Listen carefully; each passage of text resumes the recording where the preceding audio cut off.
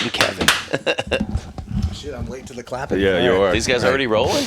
Yep. Look at that, bro. Fuck yeah, All this right. guy. Yep. Cool. Fuck that Dakota guy. Fuck. He's going to be editing this. I'm like, motherfucker. I'm going to put a dick on top of your forehead. As long as it's got wings, man. Yeah, so Coda's out today. He's normally our AV guy, but he also has a job. Like, unfortunately, this doesn't pay his bills. So he's got a job, so we couldn't film today. So Nick is stepping back to his roots, coming in and filming all this stuff. The OG days. Yeah, we'll be good to go. I guess the Patreon stuff is almost up now. So by the time this airs in 2 to 3 weeks, I think the Patreon will be like fully fleshed out. We got the new shirts on that just came out today, the white version, and we've got 2 new designs that I know you guys have seen. It's kind of the 80s vibe one. Yeah. And Miami Vice. we got a couple other ones I think are going to be, by the time this airs, they should be ready to go too. So we're stepping hard on the gas with the merch side of things, getting things rolling, and the Patreon is going to be a big part of that. So if you guys are watching on that, thank you for the support. Sorry that we're late on everything, but we're going to do everything that we said we're going to do. It just might take a little bit longer. But thanks for believing in us and being part of this. So today we have BJ Welsh. I know you a little bit, but Kevin, you want to introduce him? Because you guys go way back. Oh, fuck. Yeah, I mean, what's to be said about this guy? Bud's class 187. Yep. Shit. Yeah, you were at 1 when I was at 5. I know we ran in the same fucking circles and shit. You grew up in New York. Yep. And yeah, you were a fucking Peter. What is it? Dick Smith? Peter Puffer? Peter Puffer? No. What do you call the fucking corpsman? The fucking Dick Smith? Dick Checker. Pecker Checker. Pecker Checker. There you go. Yeah. You're a corpsman. And yeah, man, I know because you're at 1, you guys would always deploy to Guam and we'd always fucking relieve you guys. Yep. So we were always in that same fucking circle. But yeah, man, and then you know, your history, you did a couple platoons at 1, and you went to Bud's and did second phase. Yeah, you were an instructor in second phase when I went through. Second phase, yeah. Cool. And then, got your degree there, as most guys would do. And then I think right after that is when you started working for DOJ, right? Right, yeah. I left active duty just shy of 10 years in 2001, April of 01, so before 9/11. And went over to DOJ, went to... Damn, that was unlucky. Yeah, well, I was at 1 also, right? So back then it was no fun 1. Yeah, that's true. Big time. That's why I always seem to get along better with the Team 5 guys. More laid back, cretins, knuckle draggers. So yeah, I left Buds, went over to Cal DOJ in April of 01, and stayed in the reserves. Yeah. So for some of our longtime viewers too, you may remember one of our staple stories is you guys out at El Centro getting in the fight with the cops and then taking their guns. Yeah. That whole fiasco. Yeah. So BJ was in that fight. He's in that story. He's an integral part of that. Yeah. Yeah. So I think we'll eventually dive circle into back to that that. for sure. Yeah, we'll get back to that. Yeah. That was part of that Andy episode. Oh, that's Andy okay. Arabita. Yeah, I think that's the right. first. Older people are in the comments claiming that it wasn't real. Now we have proof that it was real. No, Yeah. some of the cops actually reached out on the DM to like, hey, bro, that was our guys. Yeah. Well, as most of us do, most of us have bits and pieces of shit that's like missing. Like we're like, oh yeah, we're in Calexico or we're in Mexicali. We're like, nah, we're in El Centro. Yeah.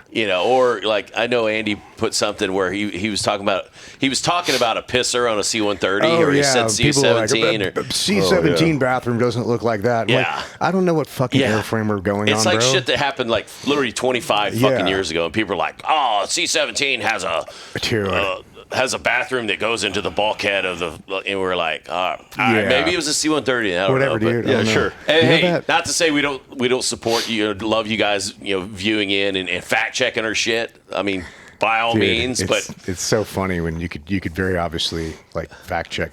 Sure, that guy's a Navy SEAL. Like, bro, like pretty easy. Also, that video got over 2 million views now. yeah, It's got that was a good. most of them are just talking shit, but it's like whatever. That was some good shit. But yeah, man, that was a crazy fucking night, and But start at the beginning, like growing up with your. How many you got? A brother? Got a brother. Yeah, he's born in '74. I was '72, so kind of old man. Grew up in Patchogue, New York, which nobody could even put on a, couldn't figure out where it is on a map. But Michael Murphy went to my high school a few years later, yes. So I didn't know him. My younger brother knows him, but went to Patchogue Medford High. Huh. Grew up there. Dad, early on, we were kind of poor. Didn't do too well, and then Dad picked up a job, became a cop.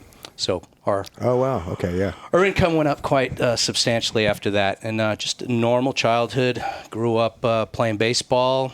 Mom and Dad's passed in 2014 of cancer. Mom's still back in New York with my brother, and grew up playing sports, baseball, then got into ice hockey. Played a few years of varsity ice hockey.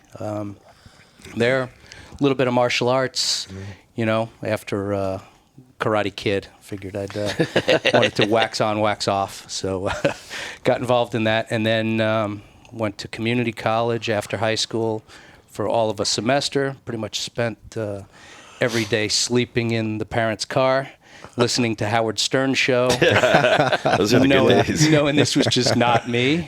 And then first Gulf War kicked off. So Dad had been... before law enforcement and before his other jobs, he was in the Marine Corps.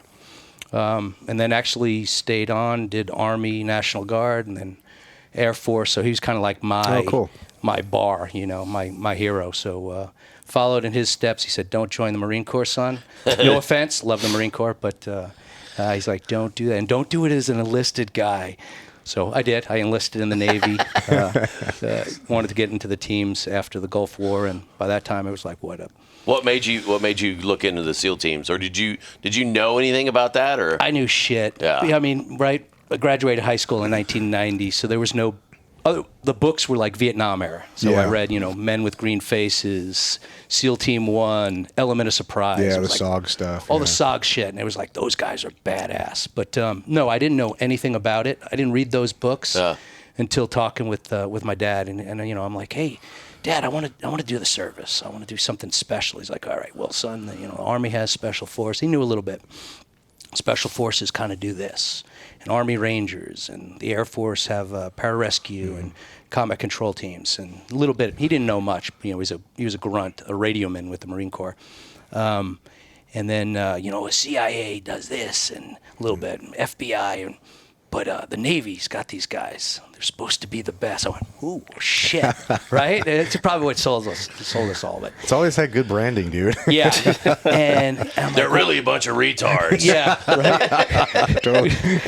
right. we ran across them a bunch, and they're a bunch of morons. But so he's like, they're the best. They have the hardest training.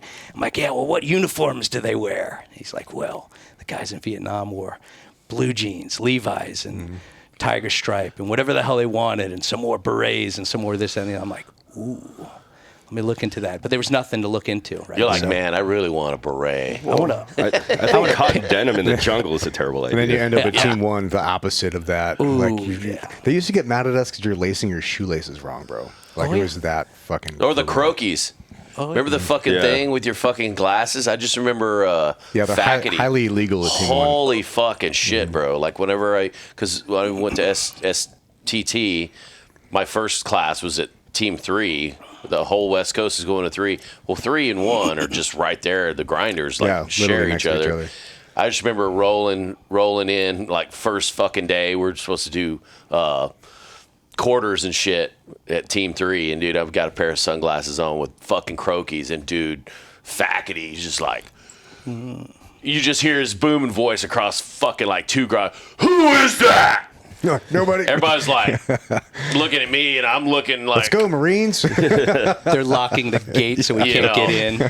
Just losing his fucking marbles, Granted, I'm a fucking new guy, but dude, just like, take that off. Yeah. I was like, what the fuck are you talking about? He was a big part of the reason why No Fun 1 had its fucking nickname. Oh yeah. Because he's the was it Bullfrog? No, who's the guy at Team 2 that was Rudy Bosch. Rudy Bosch. Rudy Bosch, yeah. So he was the West Coast version of that. I got a funny fact story. Yeah. Later on, we'll get to it. If we want to keep chronological, but it was in my second platoon, and I got in trouble in Thailand. And, No way. Yeah. How do you get in Never trouble? How do you happens. get in trouble? Well, how could you even get in trouble in Thailand? You could do so much, but We got kicked out of the whole country, so I know how okay. we So get in you know how trouble. that goes. I know how it goes, yeah. Yeah. So I was out a little bit later than we were supposed to, and they're like checking rooms. And as a matter of fact, my OIC was Wyman, who later became Yeah, the admiral. right? And he was pretty cool. Actually, I will say this: some people like him, some people don't. What do you think of him, dude? He was the hardest dude I'd ever met in the teams. Like long and hard? Well, just hard, not so long.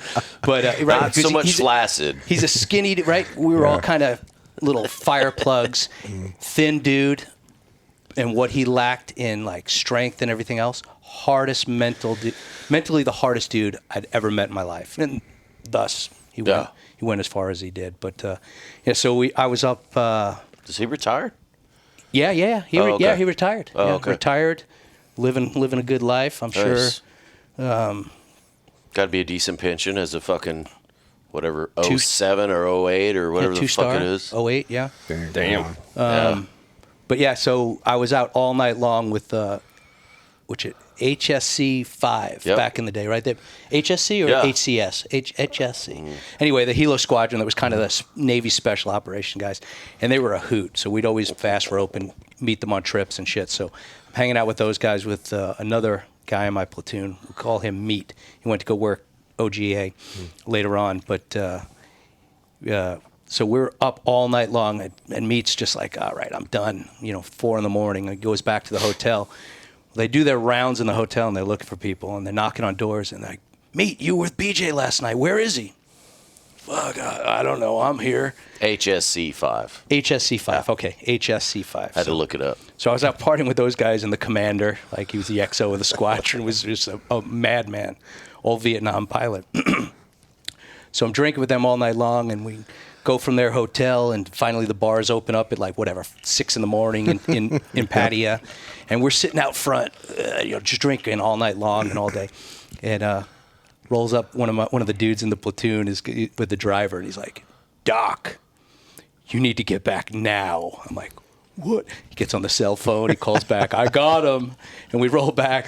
They secured me the rest of the Thailand trip. You're secured. Fuck. You could go to work, and then you're secured to the hotel. Oh, it's just mean, man. That's just sucks. rude, crude, and inconsiderate, right? Yeah. I was before my marriage, so I was a young team guy, right, going crazy, enjoying all that Thailand had to offer.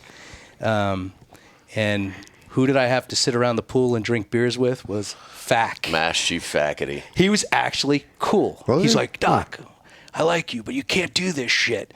Have another beer. And we just sit around in the pool, and the guys are going out and coming back with friends and, and everything else.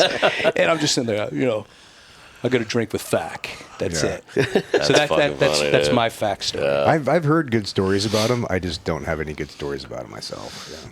I think very few probably did. Yeah, and that's he's fair. since, I think he's passed, so, I think so, yeah. rest his soul. Yeah. But he definitely had that reputation. And I think what it was back then, it was guys didn't switch teams so quickly. So Fack had 15, 20 years at Team 1, right? So you Yeah. had that core group of senior enlisted that their personalities was the personality of the Yeah, team. he was the fucking Yeah, CMC exactly. for fucking ever. Yeah. And then they'd Which is rotate. crazy. He'd go and be the training cell. Yeah. Master that's right, Chief, yeah. and then he'd be, the CMC. So it was kind of incestuous. Yeah. And there were a bunch of hard dudes, right? But Team 1 back then, you'd PT, whatever, 7:30 in the morning, do the team PT.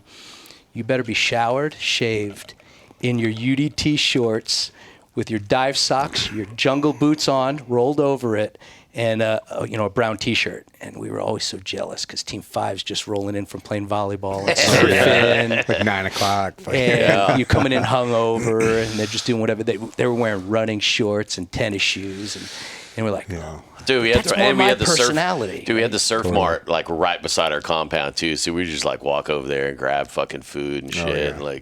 So that was another thing, right? The Surf Mart, right? Yeah. Team 1 was down the way. If you were going to the Surf Mart, you better have on a starched that's cami right. top rolled up Oh, God. with your UDT shorts, your UDT socks rolled over your jungle boots. And if you're going across the way, you better be in starched camis with a cap. So you'd have to roll over with the top and also your starched cap. Just go to the country store. Yeah. And these guys, the balls are hanging out and their tennis shoes. They got flip-flops on, baseball caps backwards, wearing their sunglasses with the croquis. With the croquis. Oh, shit. Yeah. We got in trouble with some of that shit because it got to a point where, you'd get a new CMC in. We're like, all right, no more PT gear at the Surf Mart. And then, we were supposed to do the same shit. The fucking what they said uniform of the day was surf and turf, which meant your UDT shorts and your fucking blouse. It just looks like a Porky Pig outfit. Oh though, yeah, 'cause it looks like you're wearing no pants, some dudes would roll up their ridiculous looking thing. Dude, some dudes would roll up their fucking UDTs. So now their fucking shorts are like this, and then your fucking tops down here. You look like you're walking around without any fucking pants on. It's looking like a lampshade, bro. Yeah, I still have friends ask me, well, hey, you guys still wear those cute shorts? Right from the 50s? What are you talking Just about? for you. The tan ones. I'm like, oh, our UDTs. Those were our culture. Did Yeah, they those were. get phased out? I don't think so. I think they're still in buds for sure. Yeah. I think they're still improved uniform, aren't they? I don't know. I haven't seen UDTs. I know in for a years. I don't while know. they were issuing fucking students like spandex that you would wear underneath your UDTs, Yeah. which was like, To hide your balls or to keep from chafe? I think all of that Probably shit. both, right? Because, dude, I just remember, your legs got chafed. We did runs in those, and your legs would just be. I remember having fucking blood run down your fucking legs from the sand chafing your shit. I think we only got the tri shorts during Hell Week. I think every other time we had to just rock with nothing. Yeah. Although they were the worst. Oh, they were fucking Especially horrible. if you were, you had a big crank. Guys would just chafe. I don't know what that was like, but Me neither. So this never happened to me. But Just heard about it. yeah. But old Steph, I went through buds with Steph, and he would take them off and just tie them because he swam like a fish, right? But he also had just a hog's leg, so he would take off his UDTs and swim like that. He'd just tie them to his UDT hilarious. life jacket and kickstroke and glide. Swimming no fucking pants on, huh? Yeah. Wow. Oh yeah. Oh. I'd be afraid. Naked, Yeah, naked warrior, like a right? lure, just waving, getting Yeah. Like a rudder. You going fishing, buddy? Just steering them. Yeah. I do remember we'd have Fish new are guys. biting today. We'd have guys that would show up that graduated buds, and they would fucking have their spandex underneath their fucking shorts, and dude, you'd see old dudes who just fucking, you're like, nice fucking underwear, you fucking faggot. And dudes wouldn't wear their the fucking tri shorts ever again. Yeah. Because you had to wear the UDT. That was like the uniform of the day. But That's kind of and cool. then but then it got to a point where you'd get I remember we had this one female yeoman. She was a yeoman chief, and dude, she raised holy hell because obviously, dude, guys are coming into admin, and you're sitting there, and your balls are like, The inseam is like 3/4 of an inch. yeah. There's Like, no, it's really short, yeah. and she, I don't think she swung the same way. She wasn't interested in the She package. wasn't interested in looking at balls. She was more interested in looking at like roast beef. But but yeah, vertical she got omelet. to a point where she went straight to the CMC and was like, "Hey, this shit's unacceptable." So then it got to a point where dudes would have to put on fucking like cami pants to come in and go to admin, and then it got to a point where dudes were like, "Fuck it, I guess I just won't have a fucking die pay this month." Yeah. I'd rather lose $150 a month than to put pants on and go talk to the yeoman. That's such a team guy solution. Oh, of Like, course. I'm just not going to do it. Like, fuck it. Yeah. They'll pay me at some point. Yeah, we got off on a tangent there. Yeah. So team one, Team one, yeah. So two deployments. 2 deployments at Team 1. So after Buds, I went to a dive medicine course there at the center. It was 2 weeks, being a corpsman. And I worked in Buds Medical. That was kind of interesting, right? No Trident, right? And I'm working Buds Medical, and I was being the corpsman, the medic, covering Buds Evolutions. Oh, So you just graduated. Just graduated, right? And so I would go to the pool doing this, that, and the other thing. And they didn't treat you like a student, but they treated you probably worse. You're a new guy without a Trident. Yeah. You're like, oh, you were just here. You're still shitting Bud's chow. It's amazing how shut your long mouth. that line has lasted. Oh, I know. Yeah, right? That's fucking awesome. So worked in medical, and then went to jump school, Fort Benning, for a few weeks, and then went to 18 Delta, Special Forces medic. At that time, it was in San Antonio. And being a Fort Sam, Houston, yeah. And being a new Buds graduate, I didn't do the whole year and a half, whatever long course. We did like 6 months. And it was mostly geared towards like the trauma medicine and stuff. So went down to San Antonio. That was fun, right? Once again, right? Because you're bulletproof. That's what you think you are. New Buds graduate. I'm special. And, you know, lots of gentlemen's clubs. How old were you at the time? 21. 21. It's like dealing with those fucking black hats in fucking Benning. I'm sure Fort Sam was, well, was it mostly Army down there, or was it all? It was a joint. It was mostly Army. There were a couple Navy SEAL instructors that had been through 18 Delta, the long course. Rick Ashman and a few other guys. Rick actually was the first to develop the Ashman chest seal. Oh yeah. Oh wow. That's his.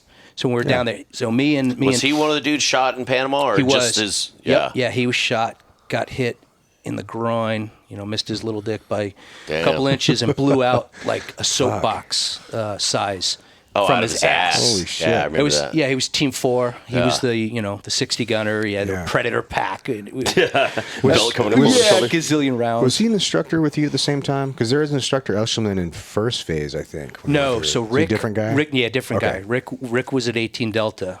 He was the honor grad in his class. Wanted to go back to the teams, and they're like, "Hey, you're gonna stay here." So that dude's name started with an E. Asherman starts with an A, right? Rick Asherman. Yeah, so he developed that. It's like a fucking round thing with like a little with a flapper valve, like a fucking so like a one-way valve. It literally looks like fucking foreskin. It just looks like a big areola with nipple. Yeah. So now it's kind of one of the standard trauma things. Yeah. He sold the company some years later, but he was there. Me and Stoney, who I graduated Buds with, would just go to his house all the time, just drink. You know, we were poor. I figured out you can sustain life with beer and ramen noodles for 6 months. not you can actually do it. But we'd go to Rick's house every now and then for a meal and sit around, drink beer, and he'd bring out his lever action Marlin and shoot, hey, clearance safe, shoot the TV, and then he'd bring out his, he was like a manly man. Right? He'd just say, make not the stomach smaller, make the chest larger. And he would bring out his snap-on wrenches. Try this, right? Bunch of knuckleheads. So, 18 Delta there. Funny getting back to the UDT story. So we had a female instructor. She was like a Army nurse or something. She would teach classes. She wore the UDTs. Nothing underneath.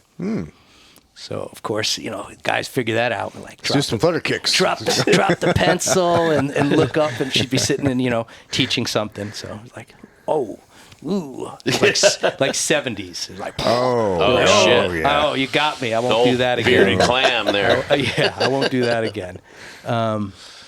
But like yes. she's got fucking, what's his name? Fucking Bob Marley and a fucking scissor lock.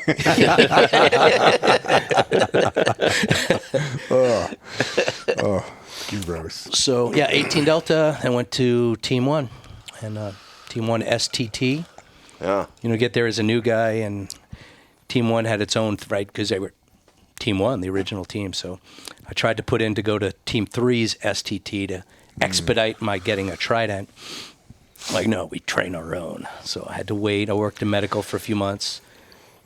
Good story was, working in medical, I got my first trip before STT. I got to go to Thailand for Cobra Gold. First trip there. For a 21-year-old, that changed my life. I bet, yeah. Oh, it changed my life. So then STT, Team 1, couple platoons there. 2 Charlie platoons. RAC was our first OIC, and then Wyman was my second. I think on that Who one. are your platoon chiefs? Any Oh, yeah, I was awesome. crazy fucking Vietnam dudes or anything? No, not then. Yeah. So my first was Coop, who was my Buds instructor. He was a first phase chief, and then he became a senior chief. So he was our platoon chief was Coop. Big Bird, tall Coop. Oh, okay. Yeah. Not Warrant Coop. No. Yeah. And then second was Someone else. Phil Mack. So Phil McCrevis? McCracken, yeah. He was second platoon right now. You're a one platoon wonder, and you own the world. So we were a little bit difficult to deal with, and he was so black and white, just like Don't piss down my back and tell me it's raining, Doc. Okay, got it, Chief. Respect the guy. He was awesome. Yeah. But, so, showing up late in Guam with our Guam bomb car and stuff. First time, a warning. Then he started writing us up. It didn't go anywhere. It stayed, stayed in our little platoon training files. But, he was definitely black and white. But he was awesome. Great guy. The world's pretty hard to navigate if you only see it in black and white, I think. Yeah, I'm like all about many shades of gray. Yeah. That is your. Mostly charcoal. So when you got back from your second deployment, like what made you go to Bud, or did they force you to Bud? So I know for a while they were short corpsmen. Yes. So the corpsman, being corpsman, I didn't have an option to stay. I was gonna do my third platoon. Right, and being a corpsman at Team 1 at the time, you try to go to free fall. They're like, nope, right? Because it was all just static line. It wasn't pipeline then. You try to get any school, they're like, nope, you got your school. I went to 18 Delta. Yeah. That was a mind fuck the whole time, It's not right? a good deal. It's not a great deal. Got to finger bang a goat. Yeah. Precisely, right? Fucking pig labs and goat labs and shit. Yeah. So I think in the second platoon, they allowed me to go to some dive schools. So I went to like Draeger Repair in Pittsburgh, dive soup. So then I became like the secondary dive rep, primary corpsman, secondary dive rep. But yeah, that was it though. Not everybody went to free fall the way the kids do today. I went later at 40 years old. That was that was fun. That's like rough, dude. 2012. Yeah, I went. Finally got to go. Just because when I came back active, I was like, I have to go. I don't necessarily want to. I don't even like heights, but I really don't. But I'm like, I have to go. It's a badge of honor. So. Yeah. But Team 1 was. I think it's a requirement now. Yeah, it? you have It's to. part of pipeline. Yeah, dude. There's dudes that fucking get shit canned out of SQT that fail free fall to me. It's like they. No shit. Yeah, it's like holy fuck, man. Like, I mean, they were spending a lot of money on dudes. They were taking dudes up to that wind tunnel up at Paris. Yeah. Dudes that would fail, like Ben, my cousin that was here, the refrigerator box fucking episode. Yeah. He could not do a side exit out of those fucking, whatever those fucking planes they jump down there. Is it Twin Otter, maybe? Twin Otters, yeah. Yeah. So it's a side door, so when you jump out, you have to fucking present your torso. Yeah. So you don't just get fucking just tumbled. So you got to jump out and like, it's like going down like a fucking slide, but you present your torso and your legs to the relative wind. Yeah. So that you jump out. But if you just try and dive down, you're just gonna you get tumbled. Yeah. And it's hard compared to just jumping off a fucking ramp. You jump off a ramp or even pivot poise off a fucking ramp. And You're like, this is easy. they had a lot of tunnel time allocated for the students. Yeah. But the OIC of burned course. it all. Oh yeah. he was like really into jumping, so we burned all the students. fucking tunnel time. Well, dude, before I went to SQT as an instructor, I was at the jump master course at the Stick, and dude, we jumped all the fucking time. Like I got my air ops trainer. Like I was already a free fall jump master, but they got me like the air ops trainer. They're like, yeah, now you can jump a non-standard rig, which is why they kicked me out of fucking Yuma, like because they wouldn't give me a non-standard rig. Like, dude, you weigh too much. I'm like, well, fuck it. Yeah. So they give me a non-standard rig, and dude, it's fucking cool having this little bitty fucking napkin on you. Well, not me. Like I was still jumping like a 230 or 210. But you didn't weigh as much because you took the weight belt off. Took the weight belt off. Yeah. and the dive weights that were in your pocket so that you wouldn't have to be there. Yeah. But dude, jumping like a 210 or a 230, way better than jumping a 370. It's like jumping a fucking tandem rig, and you're trying to jump master and trying to stick your head out with this giant thing on your back and a fucking, rucksack between your legs, and they definitely streamlined it. But yeah, we would go up there and use all the tunnel time too. And you're like, dude, fuck, man, like drive all the way to fucking Paris and you'd be in that thing all fucking day. It's a fucking workout, and you definitely learn how to fly and control your body and shit. But yeah, it's pretty amazing that there were team guys there's still team guys that went through free fall and failed and stayed in the teams, did 20 fucking years and retired and still aren't free fall. Wow. Whereas now, if like you fail free fall like twice, I think you're gone. That's crazy. Yeah. You know?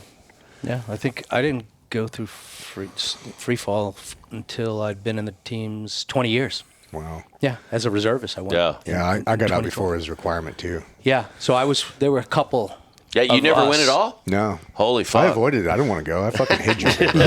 I hate jumping. I hate diving. I barely like shooting guns. I don't like the man. jumping. I don't really care for jumping, I but I fucking like love jumping. money. I like the extra money. Yeah.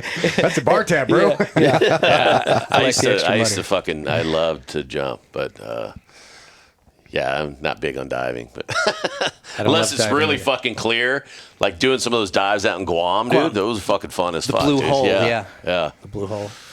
Yeah, I'm more of like a sit in the boat with an umbrella drink kind of guy these days. The true SEAL acronym: sleep, eat, and lay around. Yeah, exactly. Sleep, eat, and lift. Maybe a cowboy hat, you know, like just relaxing. Yeah, It's a there you nice go. cigar. You can't smoke cigars underwater, so. Yeah. So when you went to dive phase, was that like by choice, or you showed up and they're like, "Oh, he's a dive soup. He's a fucking this." Like, I think that definitely helped. So you had asked earlier, why did I leave Team 1? So Yeah. I tried to do another platoon, but Corpsman, they were shipping us out. So I had like 2 options. Well, 3. Go back to 18 Delta, the long course. I'm like, fuck that, right? Wow, No. yeah. I'm that's like another 6 months, or was that like a year? I don't know how they would have run that if they would have taken like my time there, but it would have been probably a year, whatever. Boat team, they're sending all the corpsmen, the SEAL corpsmen to the boat team, and then Buds, and I'm like, I like option 3. Buds is fun, man. I had a Buds great is time fun, there. yeah. You know. So go to school. I was at that point. I was kind of thinking of getting out. I'd stay in the reserves, but getting out and getting involved in law enforcement. So if Buds is probably the best way. I could go to school at night or whatever. So that's what sent me to Buds, and then I went to interview with, I think it was Andy Tefelsky. Oh, yeah. It was the CMC. No, maybe it may have been Denny Chalker. May have been the CMC. So when did you check in? I like to say 94? checked into the Team 1 in January of 94 after 18 Delta. Oh, okay. And I think I left there in like 98. Yeah, so it was Around? probably Tefelsky, because I know Chalker was the CMC at the center Right. when I graduated in 95. Okay. And because all those dudes that were in the Rock, Yep. those were all second phase, like Decker and Joe Hawes was at first phase, Right. but yeah, Chalker and Ward, who Yeah, all 'cause those guys I was doing second phase around July of 98, and you had already been there for a couple classes. Okay. Okay, so maybe it was probably towards the end of 97, 98, something. Yeah, Went to the Navy instructor training school at 32nd Street. That was a blast. Oh God, Right? Yeah, IT I failed that. I had to go through that twice as well. the 9502 Retread. Dude, let me tell you how much of a fucking idiot I am.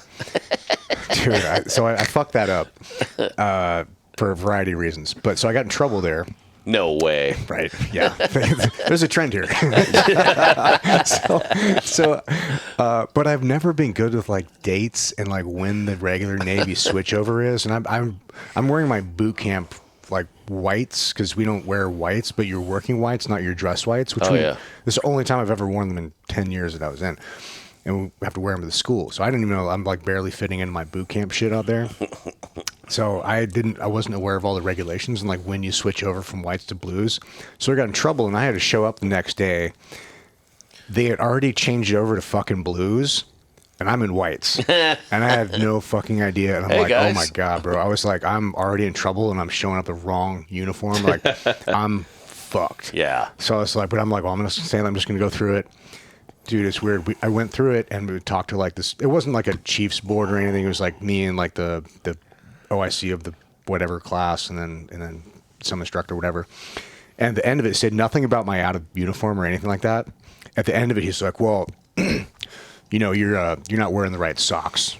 You got socks are the wrong color." Like, oh yeah, I'll change that. Very sorry about that. Or are they white instead of black or some shit? Or Whichever one you're supposed to wear, I wasn't wearing those. I think you're supposed to wear black socks. Something like that, yeah. And I was like, oh, yeah, I'll change that. And I walked out, and everybody else is in blues, and I'm in whites. I don't know how the fuck he didn't notice I'm in the entire wrong uniform, but he noticed my socks. The only one. But some of these, like, small gifts, like, Yeah. oh, great. His powers of observation were on point that day, right? I'm like, you got me there, buddy. Jesus Christ, dude. Yeah. So, yeah, did IT school and then went over, met with the Master Chief, and they're like, oh, you're a dive soup, dive guy, so we got a spot for you. So I went over there. I got to dive phase a little bit after Keith Kimura had passed away. Oh, that's right, in the dive tower. Yeah, so I didn't work with him. Absolute stud. Everything I've heard of him, he was just the man. But I went over there a little bit after. So there was definitely, spotlight on second phase. What was that situation? I think, well, you know more than me, I don't know. Yeah, so Keith was an absolute stud. He would do all the BUD/S evolutions, the O course, everything with them. Isn't he the guy that invented the bone frog He did. tattoo as well? Wow. Like the My original understanding thing? is Yeah. he was the original, and Yeah. we had that in our second phase medical office, because he was a great, he did everything. He was a musician, artist. He did everything great. So I think they were doing before training, or maybe it was after. The instructors were just in the I think it dive. was afterwards. Afterwards, we're in the dive tower, and they were holding their breath and just playing around, going down. It's like a 60-foot tower, so Yeah. dudes would do a bottom drop. Sometimes they'd have the bell down there, so you could go into the bell, get a breath, yeah. come back up, do a FS, a free swimmer ascent. Is this on the blow- island? No, No, it's it's right the old compound second phase Yeah, in right Coronado. on the Okay. strand. Yeah, They actually tore it down. now, But so he was just playing around and training with some of the other instructors, and another guy that was a Hawaiian surfer, dude, Mark. They were doing it. Mark comes up, and he's almost to the top, and he sees that Keith is kind of motionless. Shallow water blackout. Down in the bottom, exactly. So he goes down, hadn't got a chance to get another shit. breath, goes down and grabs and brings him up. And I was not there, but I had heard from Babs and some of the folks that second phase that were there, that just the salt water and everything had really done a number on his lungs, and he ended up passing. Oh, man. Yeah, we didn't do the tower in second phase, obviously, because it was shut down at the time. But maybe more lighthearted story. Yeah. When I went back as a third phase instructor, Joel Lambert, who was teaching at the second phase at the time, gave me the code. So I used to take chicks up at the tower on dates. So at night, you'd have like a glass of wine or a bottle of wine. You'd sit on the top of the tower, watch sunset. You throw some chem lights in the water, and there's no way you're not getting ass in that fucking day. So Absolutely, that's a varsity move. That it was good, man. I'm glad they got to do it before they the tore it class down. shows up the next day. They're like, "Why is the water all cloudy? It smells like bleach in here." Yeah, it was. There's a slick of oil on top. Yeah, Well, it's like, you got to take the perks where you can find them. Yeah. Yeah. That's one of That them. was one of the perks of being Yeah. second phase, because you had, or at least having the code, right? So It was fun, man. that's awesome. But yeah, did that. I think I was there for classes 215 to about 236, 237. So I was there when they did the 234 special. yeah. The that's Discovery right. Channel thing. Yeah. By that time, I was so over it, and I'm just waiting to get out. And I had been picked up with Cal DOJ. I remember a funny story from second phase where we got jocked up maybe twice, I don't remember, but there was this kid, James Storer. He's a great dude, but there was an instructor, Darcy, Oh yes. and he would kind of like really struggle through teaching dive physics. And dive physics is fairly advanced. I mean, it's not super advanced, but you got to pay attention to figure it out. Oh, there's a lot of dudes fail and that it's shit. dry, right? Very dry. There's It's a all lot of dudes about that fail that laws, shit. rules. Yeah, and Darcy's He's gregarious. He's he's It's like Boyle's Law, Charles' Law, fucking. yeah. Yeah, he had a hard time. He had a unique way of teaching. Yeah. And so You're being nice. Store was I guess fucking with him one time. I didn't get it because I had no idea of like humor at the time. But I guess one of the instructors picked up on it because the Store raised his hand and was asking about some shit, and the instructor just called him out. Not Darcy, the other guy's like, Stuart, get the fuck out of here.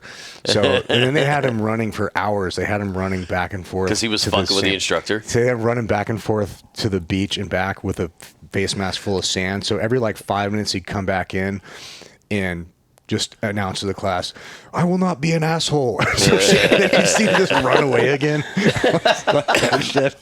Yeah, that's fucked, man. Yeah, so we had some, the first phase guys, obviously, they had hammers, the instructors.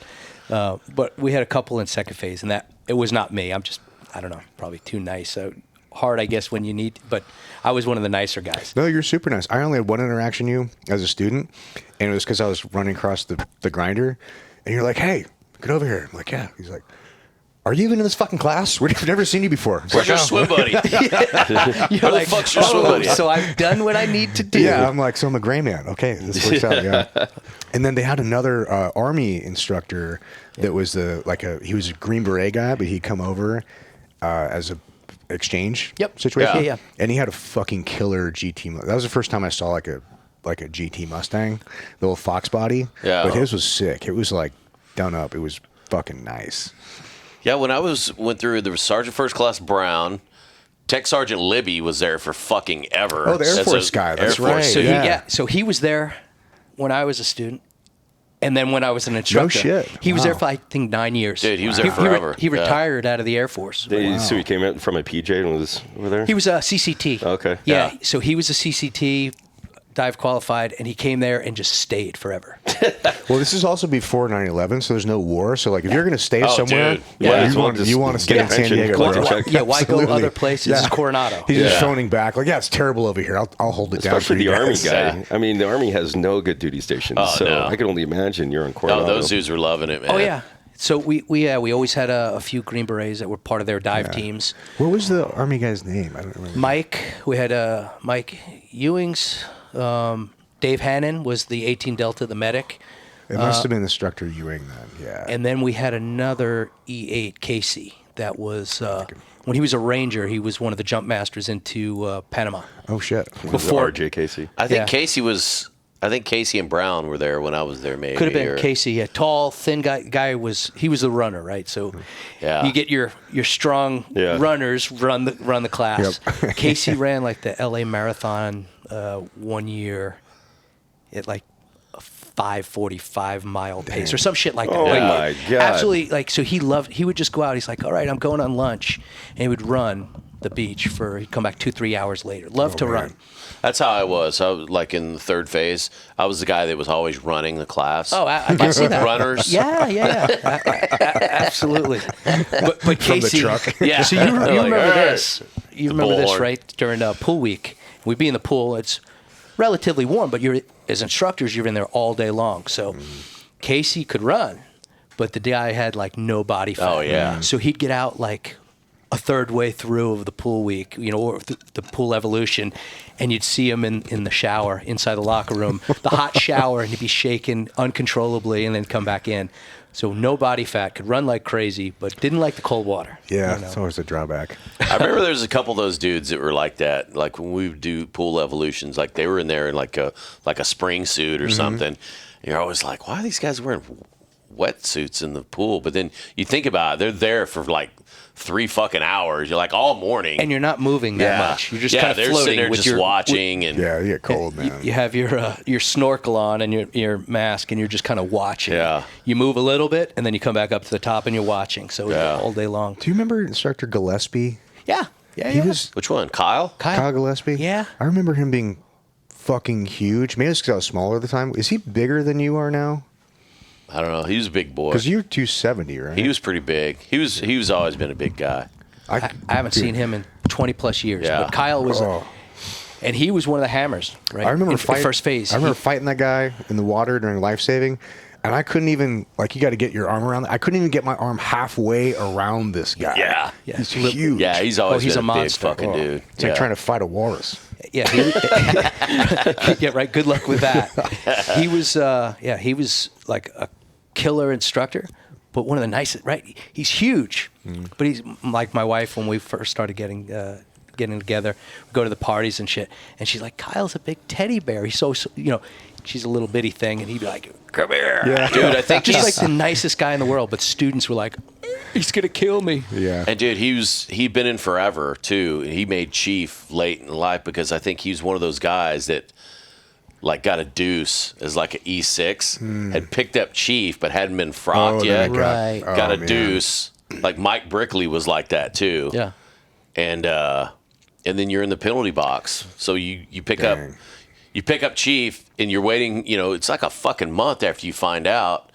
You got to play all the reindeer games and shit. Yeah. You got to play all these reindeer games and shit. And like he had got a deuce and fucking, I think Brickley was the dude that like ran from the cops, but I think Kyle, like maybe just got pulled, like coming onto base or some shit, gets pulled over. Yeah. And they're like, yeah, you smell like alcohol. And then, dude, you're fucking still an E6, made board, and they bust you down to fucking E5. Like, how fucked is that? 2 ranks. Yeah.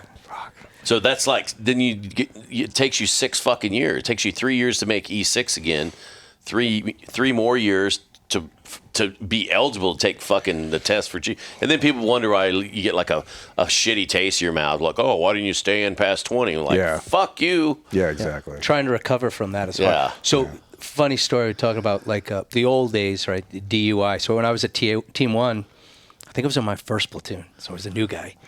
And I always did stupid shit. It's like, oh, let's drink a little bit longer, drink a little bit later. That's what makes life worth living. Chasing, right? So just a little bit of excess.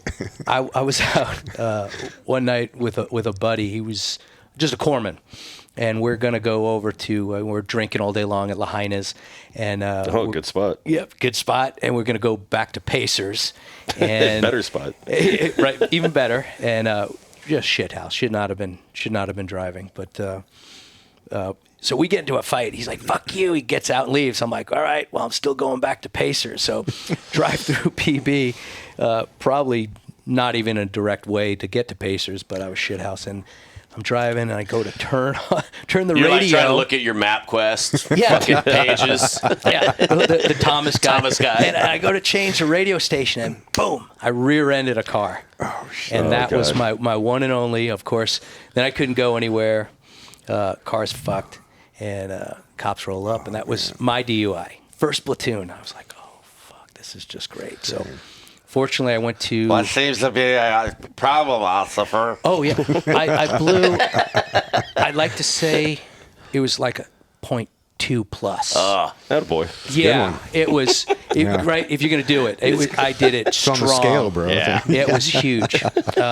So I spent... So I had to drive. I couldn't walk. and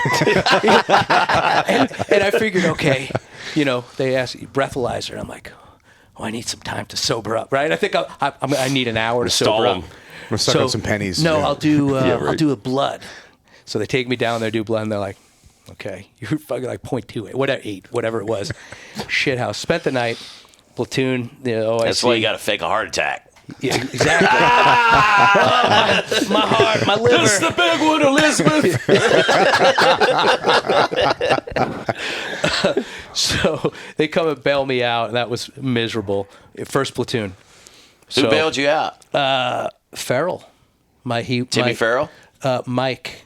Mike Farrell, Timmy's brother. I graduated buds with him. He was red hair officer. Yeah, he was at 5. Yep, he was at 5 as a lieutenant, and then he became a doctor. Yeah. Wow. That's interesting. So, yeah, went to buds together. We were buddies. So he bailed me out. I don't think he's related to Tim Farrell. No. The first one, Tim was a wild man. Oh, he's a madman. Ooh. Yeah. He was one of the owners of the Far East years ago. And then I think he bought a place in Thailand. Of all So places. how was Tim a wild man? So I wasn't there. So I would just say, disclaimer, but like the hazing stuff that the guys did back then, someone had told me they were at somebody's house and drinking, so they tape up the new guy, put him on a chair. Well, he gets all liquored up, kicks him into the pool, and walks away. And the other new guys are like, is he going to get him? Can we get him? Are we allowed to? So they had to jump in. We did that with Dirty, actually. Did you? So that's the type of shit that he was old school to the different level. Maybe not necessarily. I never got into hazing like new guys. I heard they used to lock dudes in cruise boxes and throw the cruise box in the pool with like a little with a tank fucking of air. regulator. And we're like, I hope nothing goes wrong. Yeah. What else? What could go wrong? Right? Yeah, a fucking regulator. with a fucking tank, and you literally sit inside the cruise box and breathe out of it, and like It's good motivation to get big enough where you don't fit in the cruise box. Yeah, exactly. They'll have to think of something else to do, and they Shit, will. dude. Yeah. They always will. So that's how. Like Yeah. one story that I did have about him, I was like, oh fuck, glad I never did a platoon with that guy. Yeah. You know. But yes, so first platoon got my DUI, and I go to XOI. We had our XO at the time, Thompson. He was an old Vietnam vet, prior enlisted guy. And he had like that 1,000-yard stare, like you're like, oh, what is this guy thinking? He has wants an to, ear necklace. he wants to kill me, right? Like I didn't even know. So I had XOI with him, and he's like, all right, well, you're OIC and dude, chief. not R.J. Thomas. No, it was a different Thompson. Dude, I wonder if it's the guy. Remember the guy that was that Billy Helmers was talking about that like drew a fucking pistol on him at fucking DRB. Oh yeah, Could have been. Guy. Yeah, he was. yeah, that sounds like him. So I can't remember the dude's name, but I go to XOI, right, prior to determining whether or not they want to give me captain's mass. And he's like, well, your platoon OIC and your chief, Coop, have said good things about you. And you just got, back then they gave, Team 1 gave Professional Excellence Award. And I got awarded that. And the old guys were like, what the fuck, new guy, you ass kisser, you're not, right, whatever. So he was like, well, because you got all that, we're going to hold it here. So they took away 2 months of dive pay and whatever, not much. And I don't even know, I think that was just like standard. The XO I don't think could do that. But I dove during that time, so they had to pay me back my dive pay. So it was wonderful. Other than the fact that, so then I'm sitting there and, you know, in true BJ form, we're doing whatever else later on in training. I go out and I get shithouse again. I come to work. no way. True. And I come back to work hungover, still drunk, and they're like, you fucking idiot. The Master Chief is taking you down to the Admiral at noon or whatever. I'm like, what? They go, just fucking go to the Chief's lounge and sleep it off. You do some cocaine and sober up. Yeah, right? They're like, hey, there's a couple bumps. And they're like, go sober up. So I sleep a little bit. And then Gunny Fernandez was the CMC at the time. He takes me down to Admiral Worthington, who was Warcom at the time. And I'm like, what the fuck? I'm in trouble. So I go in there and, you know, dress whites. I'm reporting. It's like, all right, just have a seat there. Hold it together. Yeah, have a seat there, HM3, I think I was at that time. So I sit down, and he's like talking. He's like, hey, Gunny, how you doing? This and the other. He goes, hey, so look behind you. And I'm like, you know, it's a big picture of UDT or old Team 5 days, and there's a kegger. The and CMC stand behind you with his dick out. Like, oh, fuck. Gotcha. Got you, bitch. Got you, good. Get out of here. And they're like, he's like, you see that? We used to have keggers every Friday and everything. He goes, those times have changed. I don't want to see you in front of my office unless I'm giving you an award in the future. You understand? Yes, sir. Get the fuck out of here. And that was it. That's cool. That was it. So DUI, like, not a great thing, right? Costs you $1 million. And Well, because he's probably got 3 of them. yeah, right? Exactly. From the keggers. Yeah. Yeah. So kind of survived that and then went to Buzz. Dude, that's kind of interesting. They sent you you go see the fucking Admiral. Yeah. It was like an impromptu. He's like, I want to talk to that jackass. I was like, I had nothing to say, but yes, sir. No, sir. Right. Sir, yes, sir. That's funny. Shit I and pickles. remember that at Team 1, we had we did have the keggers like every Friday. But I was underage, and we still had to like, you ain't leaving until you fucking finish the keg, Yeah. new guy. What, dude? Well, dude, that was and then they kick fucking- you out. Awesome. Yeah. Dude, that was some fucking crazy time. We did the same shit at 5, and it was literally like nobody's leaving till this keg is fucking floated, you know, and you're like, and then, you know, they're calling Liberty Call over the 1MC, and you're just like, Yeah. I guess we go to Danny's. Keep drinking, you I know. think Dan is the only place I can get into without a fucking ID. Yeah. You know, but dude, I remember getting in trouble. My first I was still in STT, and I just remember the case had been dismissed, and I just remember all these dudes, old Team 5 guys, that were just like, what the fuck? They're like, why the fuck are they busting your balls? Your like case was dropped, like.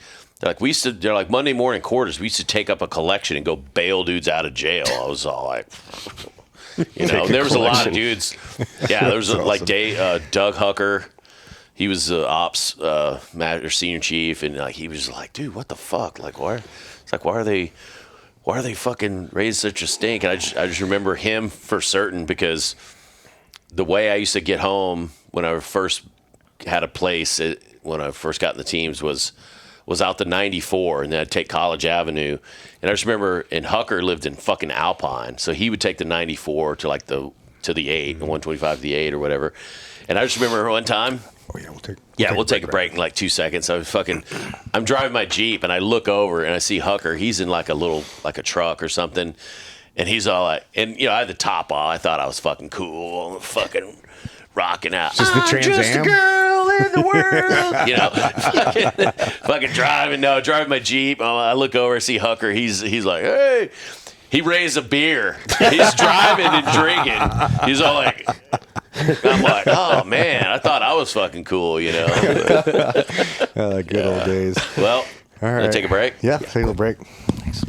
If you guys are just listening to this and not watching it, we're opening up a bottle that BJ brought, small batch 1792. Is that it? Yeah. Yeah, want some? Looks good. Little bit. You want it mixed with that water? Yep.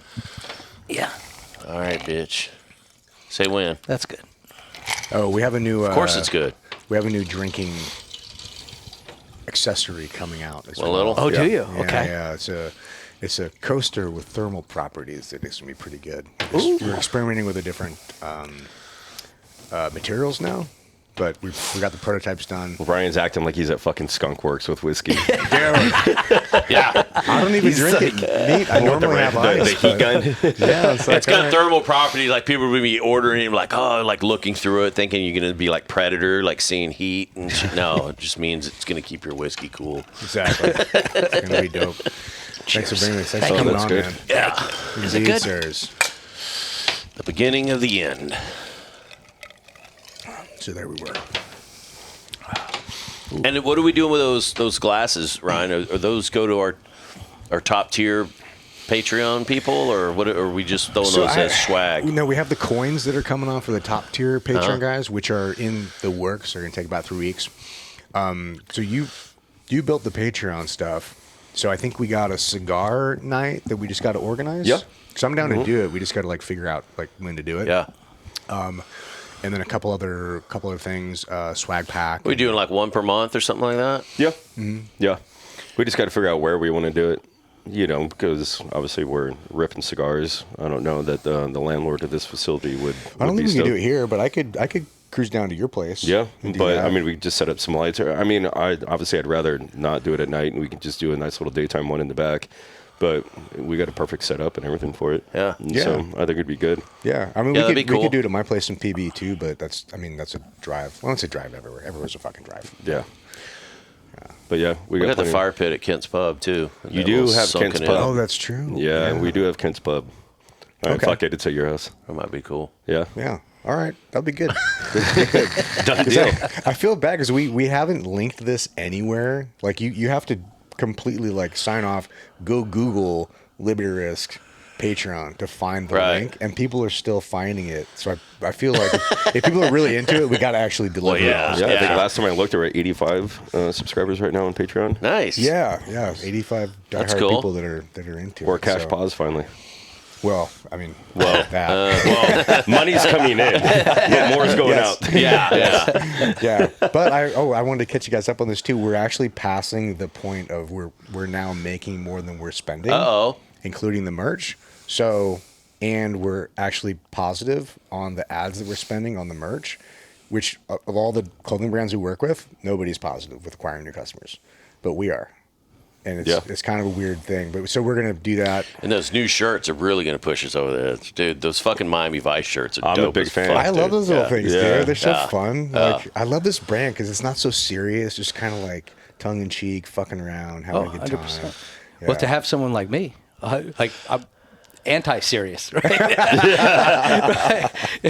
So, what you guys are doing, congratulations, by the way. That's phenomenal. It's all It's all I know you it's two all guys. them too. I know it's literally not haven't you. done shit. 100%. I know the I'm just reason of along your for the success fucking ride, bro. It's Like, all of us, though. but you're pretty damn funny. So. Yeah, that's the thing we've been talking about. And he's just great to hang out with. He claims he's connected, has Post Malone's number, but it just goes right to yeah, it Spanish. just goes right to fucking. It's the donkey show. You have reached the meow meow. Yeah. Actually, a dude hit me up on IG, and he said he has a place that's right by Hong Kong. He's like, dude, you guys should come down here and do a show. And I'm shit. like, In "Get the-" Tijuana? Yeah, I was like, oh. I'm like, all right, man. I really don't want to go to Mexico. Yeah, I knew either. that wasn't Yeah, going to like- happen out of them. I would do it. I used to live down there. Dude. Well, not in TJ, but in Rosarito. Ooh, But I've made actually my hat. That's from Hong Kong. That was on my last tour there. My last deployment to Hong Kong. I bought that. Dude, that's pretty dope fucking hat. It's sick, It right? is. It's good embroidery, And I've man. had some people like pull me over like a Sunday football at the bar, and they're like, "Is that a Hong Kong hat?" And I'm like, "Yeah." And they're No, like, Hell's Kitchen. "Bro, I know." I either tell them that or Heckler and Coke. Yeah. That's who's asking. That deployment got extended. You were Yeah. there a little bit longer than Yeah, I came anticipated. out with the sun was up. That's for sure. Dude, that's when you know. That's like when you go party in Vegas. Like that's like when I go to SHOT Show. Like the one time I fucking been, I forget there's professionals and then there's professionals, dude. Especially when you're talking like Vegas. Like you see dudes showing up to the bar. It's like 10:30, 11, 12 o'clock at night, and dudes have their sunglasses. And you're like, damn, that dude's been out drinking all night. Like, no, that's for tomorrow. he's waiting to leave Yeah. the bar. The sun never sets It's on the like badass. fucking. I was like, oh shit, like, dude's a fucking professional. Well played. Yeah. Yeah. But getting back to it, so leaving, obviously your dad being a cop probably had some of the driving factors towards why you left the teams. Obviously there was pre 9/11. You didn't want to fucking play with dicks the rest of your life, or maybe you did. Actually, I did. That That was was- the one thing that I missed when I transitioned away from the Navy. No, but so Dad being a big driving point of that driving force, and we just weren't. This would have been no one saw 9/11 happening, right, and everything, and how busy the guys were in future years. So that's what you were looking forward to, deploying over to Guam and then going to different countries and doing JSETs and training trips, which was great. But now you prioritize certain things in life. I think by that point I got married To a woman. to a woman this time, right after the other disastrous relationship, but met my wife and she was pretty squared away. I was like, what? This is what squared away looks like? So, 3 months later, we got married. Wait, what's the disastrous relationship? So Can we talk about this? Yeah, a little bit. I'm sure when my wife watches, she'll get a kick out of it and then probably smack me in the back of the Sorry, head. mine's We'll done it. We'll dance delicately here. No, yeah, I don't. So, as it turns out, there was a gal that Kevin and I may have dated. Needless to say, this girl that he was engaged to did more platoons than I did. Let's see, you guys are Eskimo brothers. Did more platoon guys or did more platoons? Both. both, Yeah. yeah. But yeah, I think that I knew a chick like this too. I think there's generations. That It's just probably the skip same around. one. dude. Generational, It's probably right? the same one.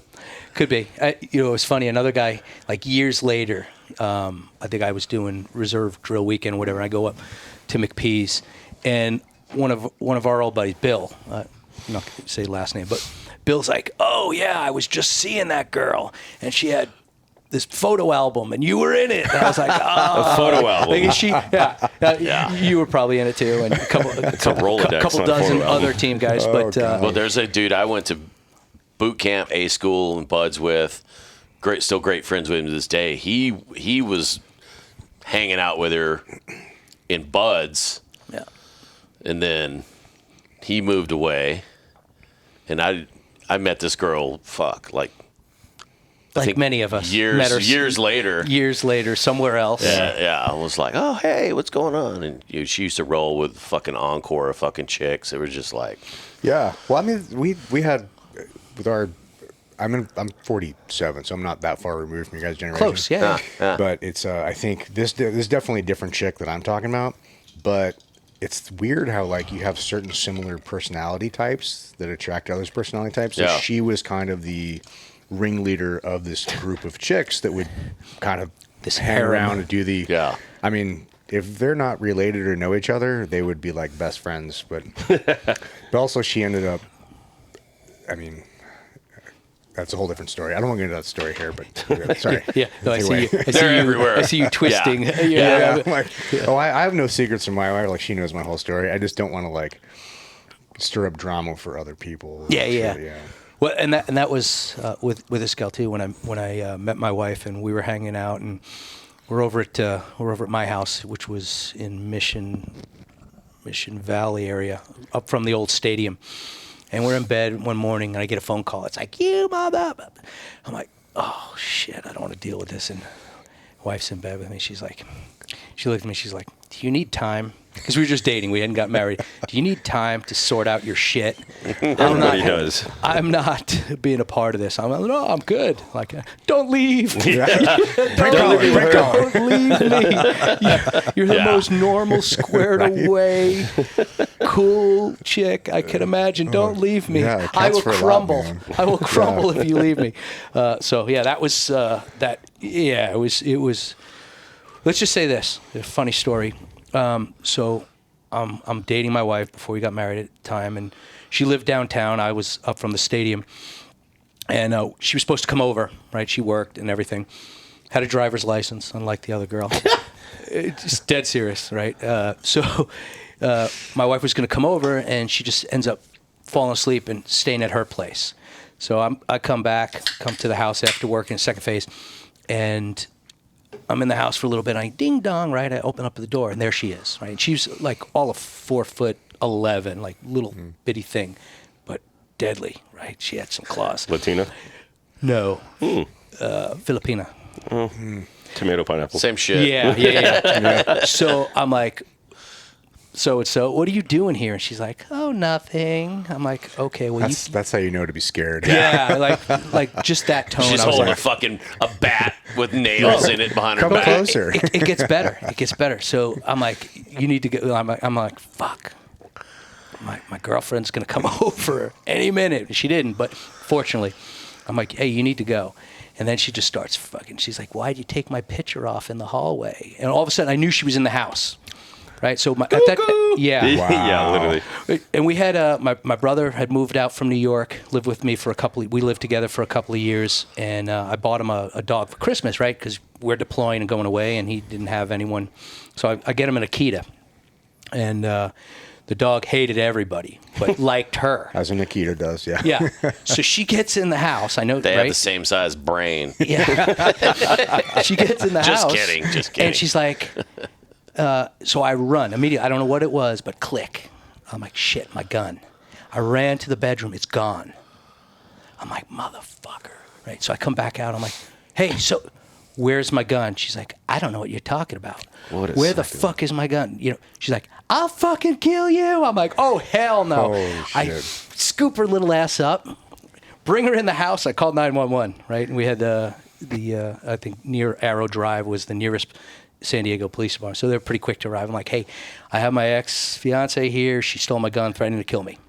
They're like, okay. Were you GOJ at the time? No, I was second phase. Shit.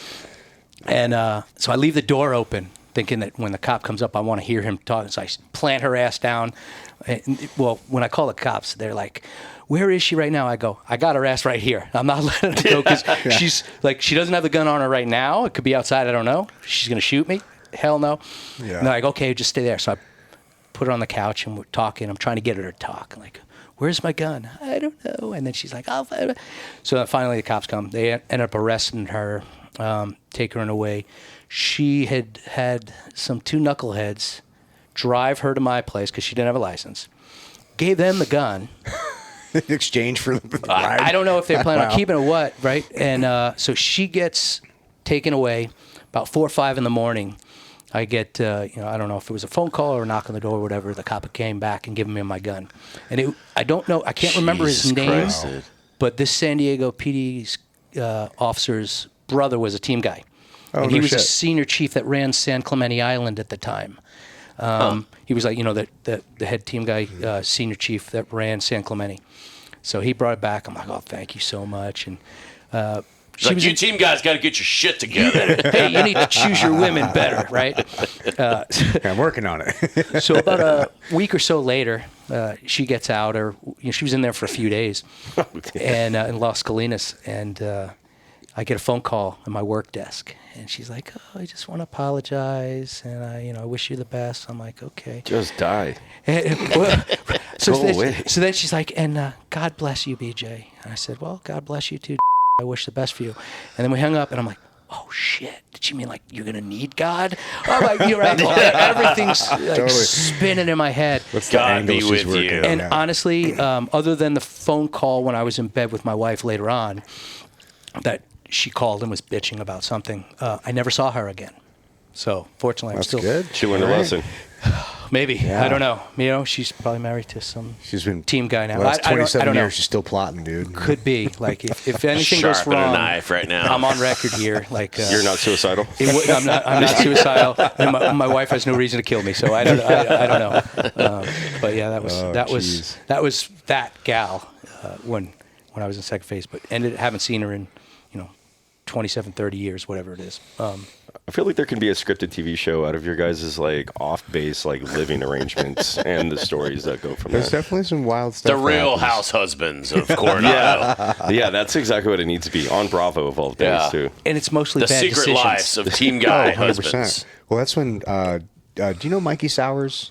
He's another team guy. He was East Coast, then went West Coast. We were instructors together at the same time. But he was 5. You might have deployed with him at 5, actually. He was at 1 troop when we were at 2 troop. So he was in Ramadi. Okay, he was in Ramadi. Yeah, Okay. kind of shorter guy, big personality. So we were roommates. And a damn good cook. I don't know. I don't know. I thought you were going to talk about his dick. He's got a nice dick, too. I never saw his dick. Don't ask me how I know. Anyway, but we were roommates. He's got a couple kids now. Yeah, he's got At least one. He's working on his second now. Yeah, Yeah, that's awesome. So we were roommates with Glenn Baton, now Glenn Hansen, and dude, there were some fucking Mike and I were roommates for probably 8 years on and off, and dude, there were some. I mean, you could write a fucking book just about the crazy shenanigans that fucking. I mean, it's mainly just me trying to keep up with him because he's a fucking wild man. I do some stupid shit, but my stuff is kind of like stupid. His stuff is like main character. You're like, dang, bro, like it's like you just traverse this thing to go scream at the moon on our neighbor's roof and kick a satellite dish. Like, I'm just there for it. Probably broke his toe doing it, right?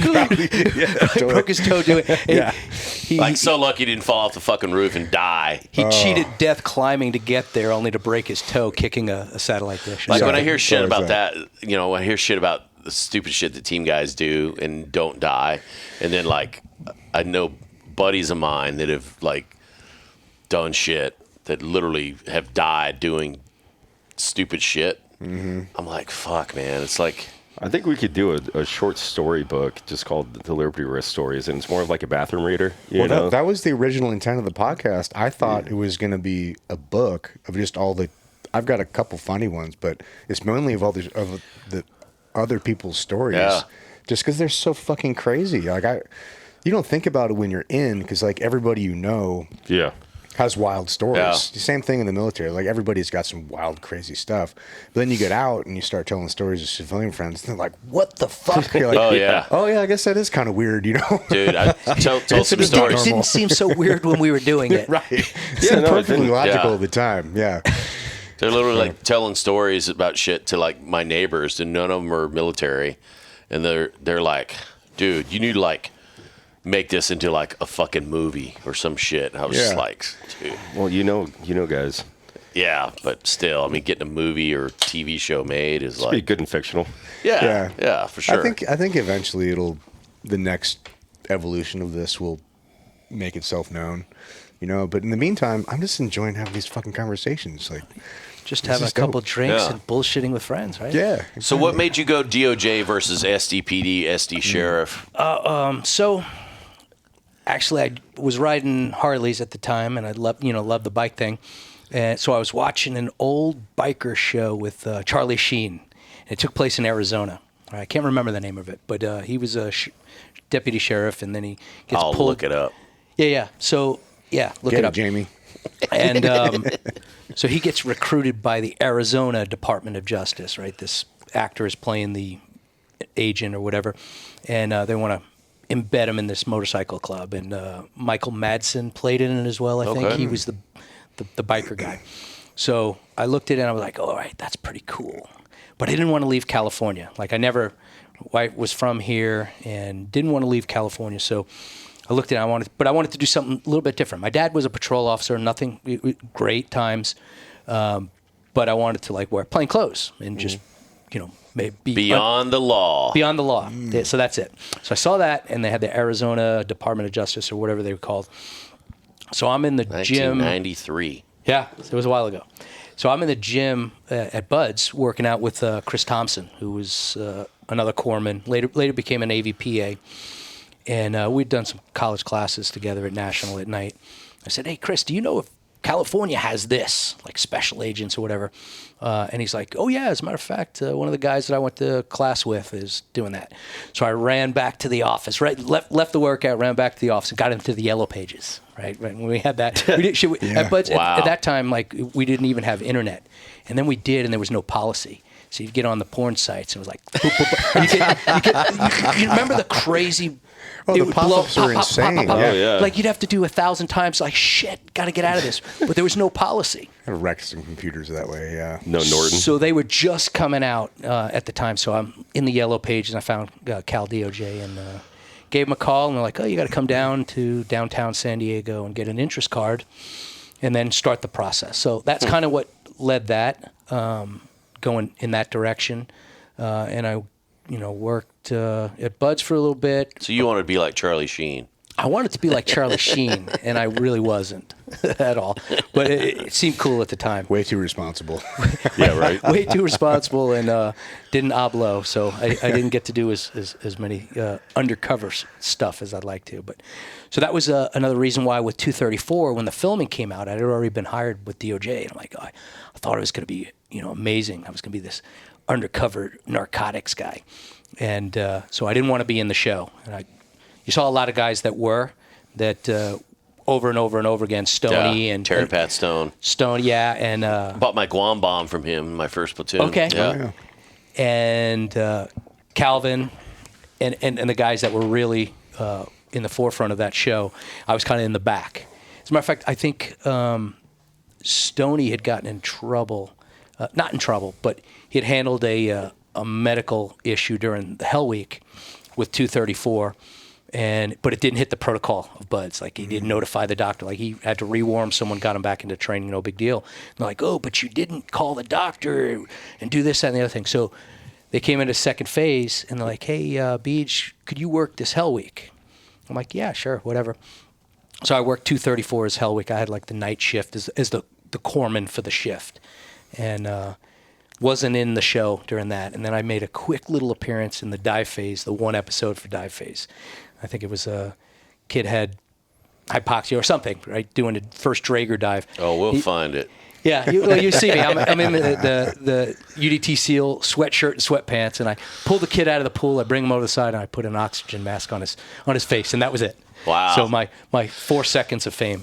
So that's what kind of made me go the Cal DOJ, and I got hired with them and left in April of 01, I think, yeah. Went to the academy in Sacramento for like 16, 18 weeks, trainee academy, and then reported to LA, the LA office. Damn. So, yeah. Any cool shit other than taking people's guns off of them in El Centro? In El Centro. So, yeah, and that happened when I was still working in L.A., and I got mobilized for the reserves, because I stayed in the reserves, first SEAL Team 5 reserves, and then that went away and went to OST, and then later became SEAL Team 17. But so I mobilized for a year and went to Tradette, and that's when we were together. But cool DOJ stories. It was fun. Right, I was new, so I was learning. Yeah, having to write, hellacious 10, 12-page reports, and lots of surveillance. And so I was working on a program went away, but it was called Violent Suppression Unit. It was repeat violent offenders was our team's focus. And we had a supervisor and like 5-6 agents. And we would do that. And then we got into like wiretaps and working those investigations. But yeah, it was fun. We were busy. Shit, DOJ started me out at, like, I thought you leave the military, you're going to make like a lot of money. Oh boy, they started me out. My base pay was what my base pay was as an E5 in the Navy. So it was like $27.18. God damn. You get paid, in 01, $27.18. You get paid once a month, beginning of the month. So you want to talk about, like, at that time, right, my wife and I left Coronado base housing, and we moved up to LA and had to get a condo, right, car payments, and then we had our daughter. So it was like, you want to talk about somebody, you need someone to book evidence? Overtime? I'll take it. You need someone to go out. I was like living on overtime. My wife wasn't working because she left San Diego and in our network. It was, and then progressively every year I'd get raises, bumped up. I went from trainee to agent and made my way up the scale. But cool stories, yeah. We were pretty busy. Lot of surveillance. Vehicle surveillance, and of course, being the new guy, they threw me in the van. I got like the surveillance van, right? Unmarked, regular Ford Aerostar or whatever it was. Rape van. Yeah. I'm thinking of the Dumb and Dumber, like Mutt Wagon. Yeah, not much different, except it had like police radios in it. And I'd be in there just sitting there watching something for hours, calling it out for the rest of the team, and they were around surveillance and calling away, and they're like, all right, we're all going to go with it. BJ, stay here. Great, thanks, guys. I'd be here for hours, just sitting in the van. So that wasn't necessarily great, but thousands of hours of surveillance. Search warrants were cool because we were always. It's like doing a lot. It's like doing EP work. Yeah. It's just like. Yep. Guess I'll sit here. Yeah. For fucking ever. Yeah. I'll stand. Oh, I need to sit. Little better my pay. whole back is hurting. Yeah. Right? So we did that. Yeah, it was fun, and then I transferred from there to San Diego. I finally got my transfer after about, 4.5 years or something, working in LA. During that time, like I said, I got mobilized, went back to active, worked at Tradet, and that kind of brought us to our Funnel Central time. You think going to like an agency like DOJ, they were like, oh, fuck, this dude's a fucking Navy SEAL for fucking however many years. They're like, let's maybe tap into his fucking resources. Yeah. Like, he could probably shoot,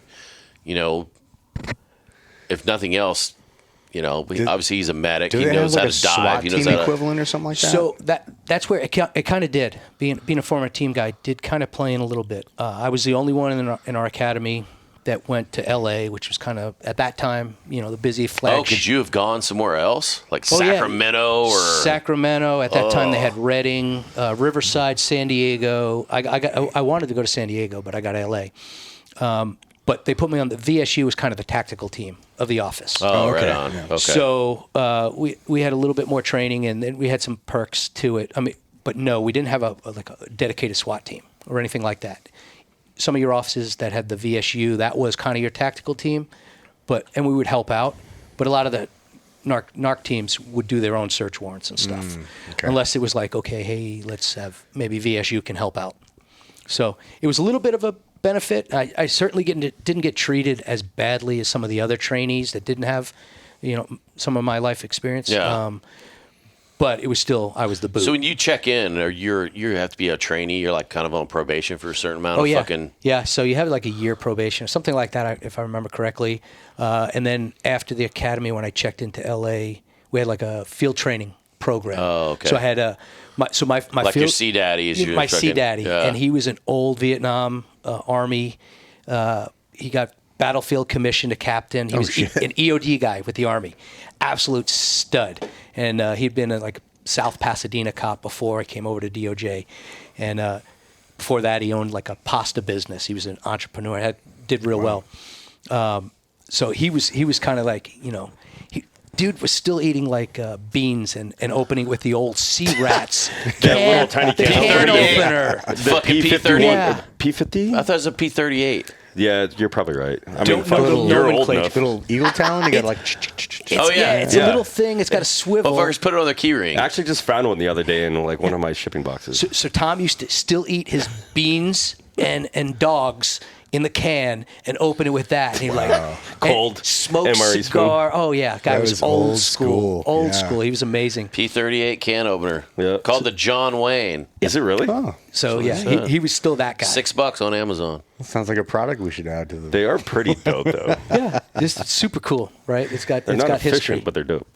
Yeah, you probably cut yourself when you're trying to get the can open, but so worked. He was my field training officer and Nice. did that, and he loved me because he was prior military, and we would always bullshit about that. It made it kind of easy. Cool. How were the other guys on the team? Did they have similar backgrounds, or were they kind of like Boy Scout types, or? I would no. So a couple of my friends, I was just up in Sacramento and got together with my old buddy who was on that team, and he's just a rodeo clown, just like us. Never served in the military, but he's amazing. Jiu-jitsu guy now and everything else. He's just awesome. So he was one of the young guys, one of the young rodeo clowns like myself, another guy, and then we had our supervisor came from another police department, was a little bit more serious and stuff. One of my old partners there too was a former Ranger, so he had been at I think 2nd Bat, 75th, anyway, up in Washington. Yeah, so it's 275. 275. So he'd done that for a few years, then went to Fresno State, played D1 baseball. He was a pitcher, and then went to the sheriff's department. Then came over to DOJ. So It's like a cool crew. Yeah. it was a cool crew. Yeah. It's a mixed bag. It really is. So you go to DOJ, and at the time we had everybody. You go through rifle school and entry gun school and everything else, and then they gave you M4s, fully auto. My crew was pretty good, and there were definitely some characters there in LA. I had some guys that did. They were like known as the undercover guys. Cool as ice. Smoking cigarettes, old, unassuming Mexican guy that just speaks the language, and he'd just make big deals. Yeah, and he could cartel, big time players to gangsters. And the guy never sweat. He just light up, and maybe when he's stressed, he smoked more, but you can never even tell because he smoked so much anyway. Yeah. Dude, So that's crazy. It was fun. But, I will say at the end of it, when I ended up leaving there and retiring and came back active duty in 2015, it was because I still did love the teams more, and missed that. And working in LA, even your closest buddies, we lived so far away. Like I think at that time, my wife and I were up in Santa Clarita. Buddies in the San Fernando Valley. So you work together for long hours, but we're not like hanging out so much afterwards. It's not like being in a platoon or being with your boys. But it was fun. It was fun. You guys have any crazy like you're pursuing like this one person or this one situation, like, oh, this guy did this thing? And was it all pretty standard, like, hey, this is relatively like normal violent shit, or is some stuff that just like, hey, this guy is fucking like targets of opportunity? You're just surveilling these dudes waiting to fuck up, or are you chasing cases nonstop? We would chase cases. Guys had informants, or however the lead was developed. I would say, a lot of it was pretty easy. They just do stupid shit, and you're in cars watching them do it. But I was one time we did. It was a meth investigation, and we did it. And one of the guys was a case agent and had an informant. We got into this one guy, and he's selling pounds and pounds of meth. So we're following him around, and then he's supposed to deliver to an informant, and we're going to arrest him, type of thing. But he was pretty savvy, right? We used to say we only catch the stupid ones, right? Or and everybody slips at least was once. he a science teacher at the local high school? Yeah, right. Breaking Bad. But this dude, was pretty savvy, and we're following unmarked cars, and he gets hinked up, and he just starts taking off, and he's running up the 5 freeway up towards. We ended up stopping him. He knows you're following him. At that point, he did. Yeah. Thus, he was taking the pounds of meth that he had was supposed to deliver to the informant and dipping. He had a tank of water in his minivan. I don't know Dissolve the whole thing. It didn't dissolve it. It's water soluble, but he's dipping it in there, and then he's throwing it out the window as we're chasing him in unmarked cars with lights and sirens going up the 5 freeway. We finally got him around Santa Clarita. Supervisor kind of pinned him in, but his van had dried up meth. Wait, why was he throwing it in water to? Just to Fuck, I don't know. Tell you quite honestly. Why did he have a whole tug of water just hanging out? That I don't know either. Still sloshing around. Yeah, it was this plastic box of like a tank of water. I don't even know. And he's tossing the shit out. Somebody can probably tell us on the fucking. Yeah, somebody will comment about it. They're like, Yeah. you dumb motherfuckers. You guys never fucking did meth Sorry, before. I don't know enough about meth. But it didn't go away. Like the meth was there to process all along the side of his van, and probably on cars all around Yeah, that yeah. he Maybe passed he on thought the it was 5 gonna, freeway. like, dissolve or something. Some dogs hanging out there, tongue out, just spraying all over him. It was just completely all over the car, and then he was in cuffs. So, actually, I think the guy ended up making bail and then took off. And I don't know if That's he was what I would do, Dude. I'm taking Yeah, I mean- taking some hidden money and I'm going to Mexico Yeah, forever. he was gone. He's probably a Democrat politician now. Yeah, yeah, no shit.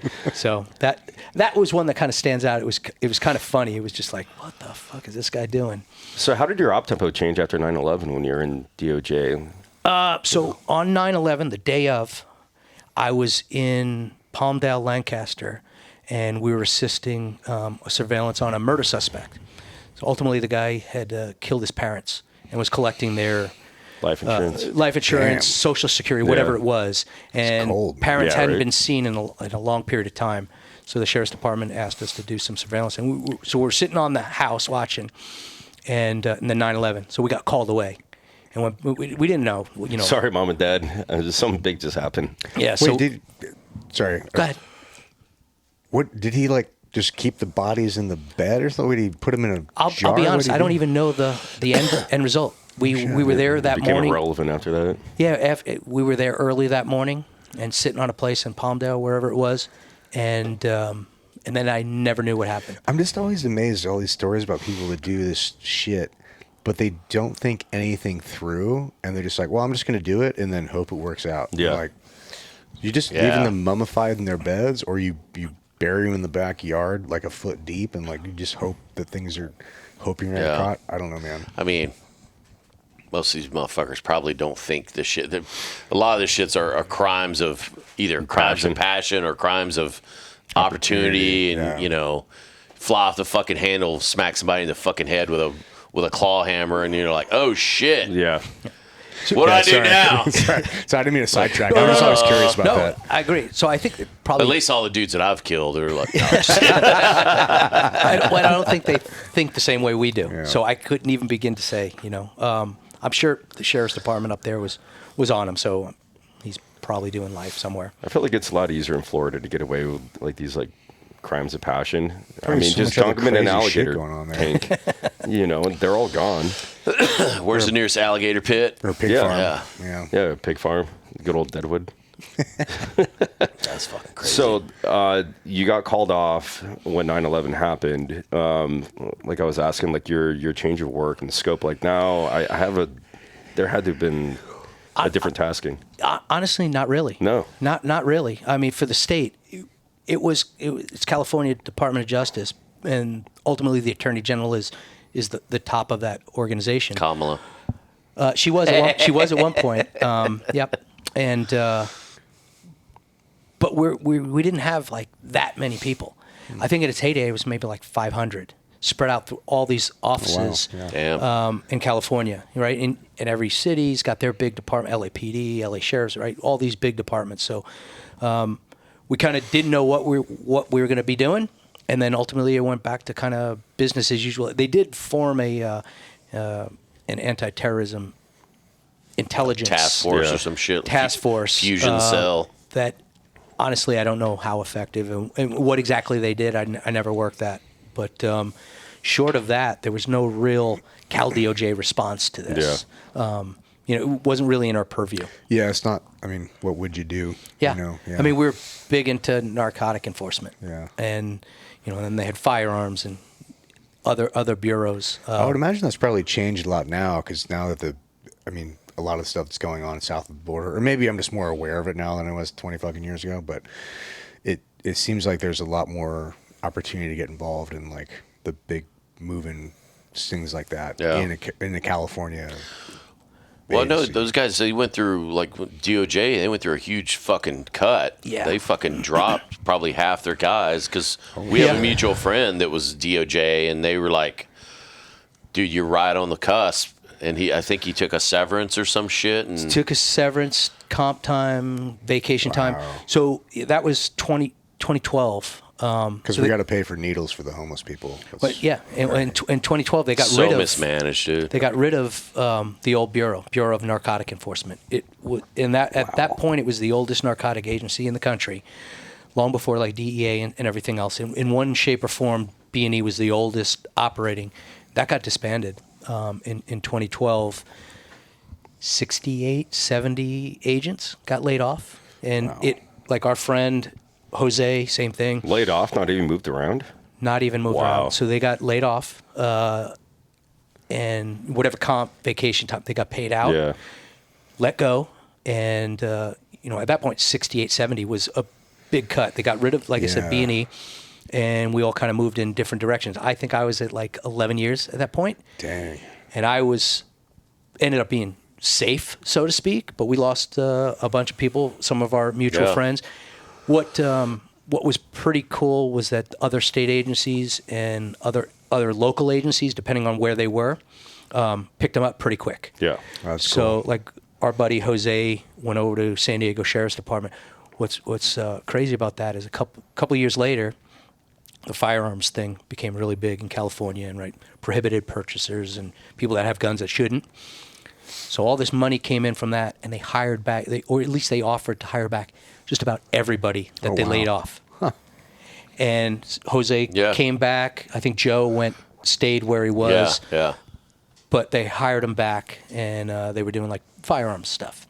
So it was, one of those things that you saw your people with wives, kids, mortgages, getting laid off. You don't get into law enforcement to be rich. You get to be safe. Yeah. Right?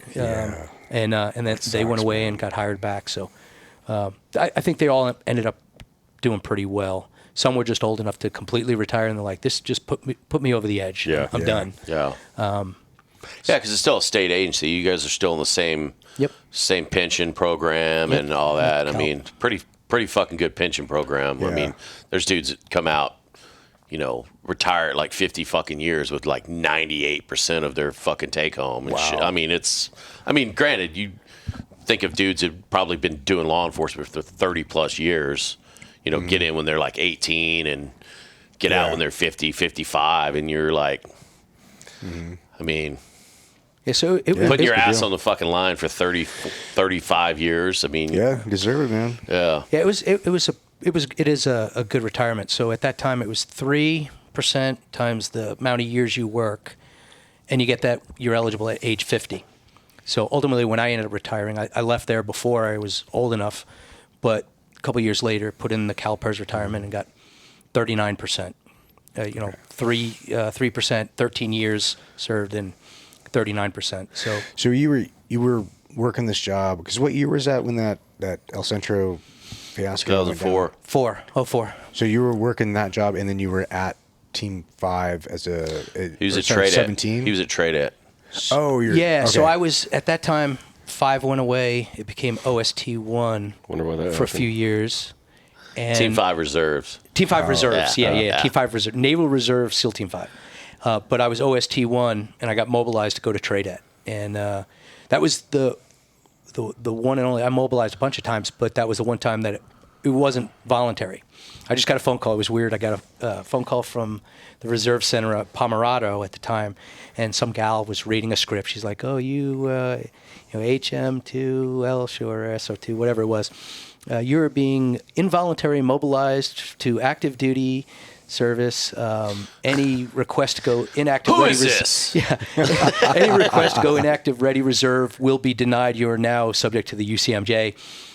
You have 2 days to report." So I was like, okay. So this was 04. I'm like, right? This is great. I got out. Now there's war. Maybe I'll go. Yeah. So I went to the Reserve Center, checked out of there in a couple of days. They had me go to Group 1. And I'm like, okay, so what am I doing? Oh, you're going to TRADET. Oh, okay. So. Like, what's that? Yeah. So I went over to TRADET, and Ron Coop was the Master Chief there. Yeah. My first platoon chief. And he's like, hey, Doc, good to see you. Put this in your mouth till the swelling goes down. Yeah, he's like, hey, And then 10 minutes after that, but he's like, "Is this good with you and your job? You're at DOJ. Can you? Did they ask you?" I said, "No, they didn't ask me anything, but I'm fine. I got a job to go back to." So I went to land warfare and did that for a year, and then ran into these hooligans out there. And I think it was like I was there like a month, and their troop came through land warfare. Big surprise. Way to start my year at Tradette. Yeah. Do you guys? I gotta pee again all of a sudden. Do you want to take a little break? Yeah. Okay, let's take a little break, and then that'd be a cool story to jump into after that to get your perspective on that story. Yeah. All right, we're back. Do we need to clap in to be back, or just happens? Good to go, baby. It's Yeah. production. Yeah, we didn't cut any cameras or anything, so. So there we were. You're getting ready to go out, and you'd been at Tradette for like a month. We're out in Island. The reserve guy, right? Too. I'm there all of a month. But so that night, we did IADS, nighttime IADS. So we didn't start until late. We got out late. What does NIAD stand for? Immediate action. drills. Immediate action. So we were doing, contact drills. Yeah. And everything. They were. I was, one of the instructors. Throwing flashbangs. Throwing flashbangs, trying to land them in his ass crack. Right in my dump pouch. With his plumber's ass. But That's a big target. I kept on missing though. Swish. How did he miss? How did he miss? This guy will not play basketball. So we did the contact drills and decided. Well, the platoon decided, let's go out, right? And I think they gave us the next day off or some shit, maybe. Could have been. So the 1 day off in Island, 3-4 week trip or whatever. So decided to go out. Myself and two Tradette guys are going to join them, but we drove our own truck, and they went out in the infamous van with the bent up. The taco plate. Yeah, the taco plate. That's what I call it. and that platoon, right? They were a bunch of just Cro-Magnon, church going, big brown strong jaws. and I listened to your previous episodes. You talked about. I mean, the OIC later on got relieved from DUI. He was like a really good E5. And just a good-looking dude, like just absolutely good. Like he went on to work on Wall Street. I think he went to Wharton or something. Yeah, he went to Wharton. Yeah, he was brilliant and just so good-looking. Like you hate those people. It's just fuck you. Not me and not me. But good, solid dude. We could probably say his name, Bliff. Justin Bliffen. Justin Bliffen. Yeah, good fucking guy, man. Yeah, you guys can all. I just don't want to get the call. Why you say my name, you asshole? So I'll just say like little bits of their last names. Well, I don't think he was ever convicted. No, so he didn't do anything wrong. Right. You, Tage, who was another just animal. Love that guy. He was so funny. Cake. Yeah. Treskin. Love. So all those guys decide we're gonna go out, and I'm like, that's a good time right there. Something's gonna happen. So we weren't even drinking before that, right? Maybe you had a road soda, but weren't even drinking. So we were not in Mexicali, we were not at the Meow Meow. We went to the Owl in El Centro, and it was like this bar with it had old Western doors. Oh yeah, the Western doors. Western doors. So we're in there, and the bar's kind of like L shape. I'm over here, and I'm like, you mentioned I was sending them like apple teenies or some shit, apple schnapps. Yeah. Just fucking with them. And they're like, what the fuck? And I'm like, hey, for you guys. And they're just all bellied up to the bar, and one of the guys started talking to a chick that was probably like the best looking chick in the valley, like this blonde hair, blue eyes. It's like the tallest midget. So I solid 7. I had heard that when there was Desert 7. a movie was filmed out there, a famous actor was hanging out with her. I don't know how true that is or not, but she had most of her teeth. Yeah, she had all but several of her teeth. Yeah. And so we're sitting there, and guy buys her a drink, and some dude gets offended. And they get into a little altercation in there in the bar. The guy gets kicked out. Probably 5 minutes later, he comes walking in. He's just a fat, dumpy dude. Comes walking in, and he looks at the guy, and he points his finger at him. He goes, I'm going to kill you. Team guy got unglued, and wrestler just freaking picked him up. Sean Mann. Yes. Yeah. You remember him, right? Was he at 1? I think it was Was he at 3? Is he related to Dougie Man? I don't know. No, so Yeah. Sean had some funny stories. Yeah, Sean was a good dude. He was man. from Indiana, He's wrestler. dead now, but fucking sucks. Rest his soul. He passed away, but he had some funny stories. Before coming into the teams, he worked in an old age home. He used to tell me the story, and he's like, and it smelled like he started getting visceral. He's like. He started gagging, remembering the smell of that place. He goes, anytime I talk about it, I just want to vomit. It's like mothballs and shit, dude. And then he came into actually, he was in the Army, and he was a mortar man. No shit. So we would use him, Tradet would use him for mortars. Dude had his system, and it wasn't like, he didn't have to level it up and do all this shit. He was so awesome with it that he would send in like para flares and put them into the freaking IR netting on target, like Burn the fucking target now. he did his Sean Indiana windage, and it was like insane how good he was, and it was like fuck. So he was like, I'll be up on the far hill doing mortar again for the platoon. He's like boom boom, it's insane. See, that's wild for mortarmen to transition over like that, because our mortarmen in the Army are typically the very knuckle dragging, kind of like the sneaky guys. They're like the pig pen of the infantry. Yeah. Like they're in their pit, and you kind of put them over there. You don't want to hear from them until you need them. Yeah. It's like you always stay in good graces, but like you never really kind of combine. You don't connect. Yeah. So Sean did that, and anyway, he takes this guy through the barn doors out into the planter out in front of the place. Yeah. Was it the owl? They met. Yeah. It was funny. The dude comes over and says, I'm going to kill you, man. Sean met this dude like middle of the bar, grabs him, pushes him all the way out through the fucking swinging saloon doors. What's going to happen? You got all to the way commit to out. it. Yeah, all the way out. The whole bar spills outside. And, dude, Sean's on top of this guy just beating the fucking shit out of him. Off on this dude. He's used to hanging 120s, dude. Yeah. The head ain't nothing. Yeah. So Matt was he was in the platoon, and he's like, hey, it's 101. So we're like, hey, let them fight. Sean's doing real well.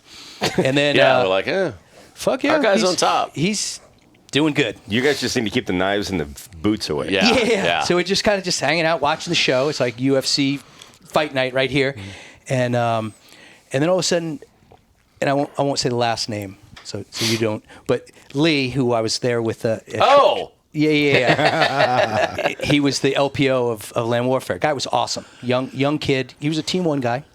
And he's like, BJ, he's got a gun. And he jumps behind the stanchion, right? It was funny as shit. So to kind of backtrack, when I left DOJ for the mobilization, like they weren't used to this. Like the office wasn't. So they took my creds, my flat badge, all my guns. I had to leave everything. And I went. And I get a call back, and they're like, hey, you're still an agent. So we weren't supposed to take everything. You're just on military leave. So they didn't give me my guns back, but they gave me my creds back. So let me flash a badge and get shot because I don't have a gun. So you can still CCW though, right? Yeah, I could. HR 218. I'll be honest with you. I've never been like a big gun guy. Like I love them, work, whatever, but I've never owned like a bunch of guns. I don't even know if I had a gun. Like probably cardinal sin in the teams, but I wasn't like a gun guy.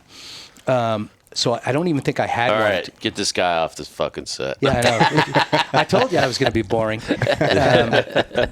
But we had another reserve guy that was San Diego PD, Mike, and just old school stud, Team 1 guy. And he's like, hey, you don't have a gun? Well, trade it. We need guns. We go out after the range, we shoot, and we always carry them. So we were carrying our guns, in the chow, everything, right? The platoons lock up their shit, but we were like, trade it. We're not doing that. So he gives me his and I don't even necessarily like but he gives me a carry. So I had it that night. And yeah. That bitch was stainless, too. Yeah. It was stainless. Stainless? Yeah. Stainless, yeah. So he's like, BJ, you got a gun? I was like, please get on the ground. The guy's like, whoa, shit. He goes down and then he gets rolled up, right? And all the other stuff that I did not see. And then I hear, as that's having his partner, he's yelling to his partner as he's getting, he's like, you got your gun? Pull it. So I fucking transition over to that guy, start yelling at him, and he's like, whoa, fuck.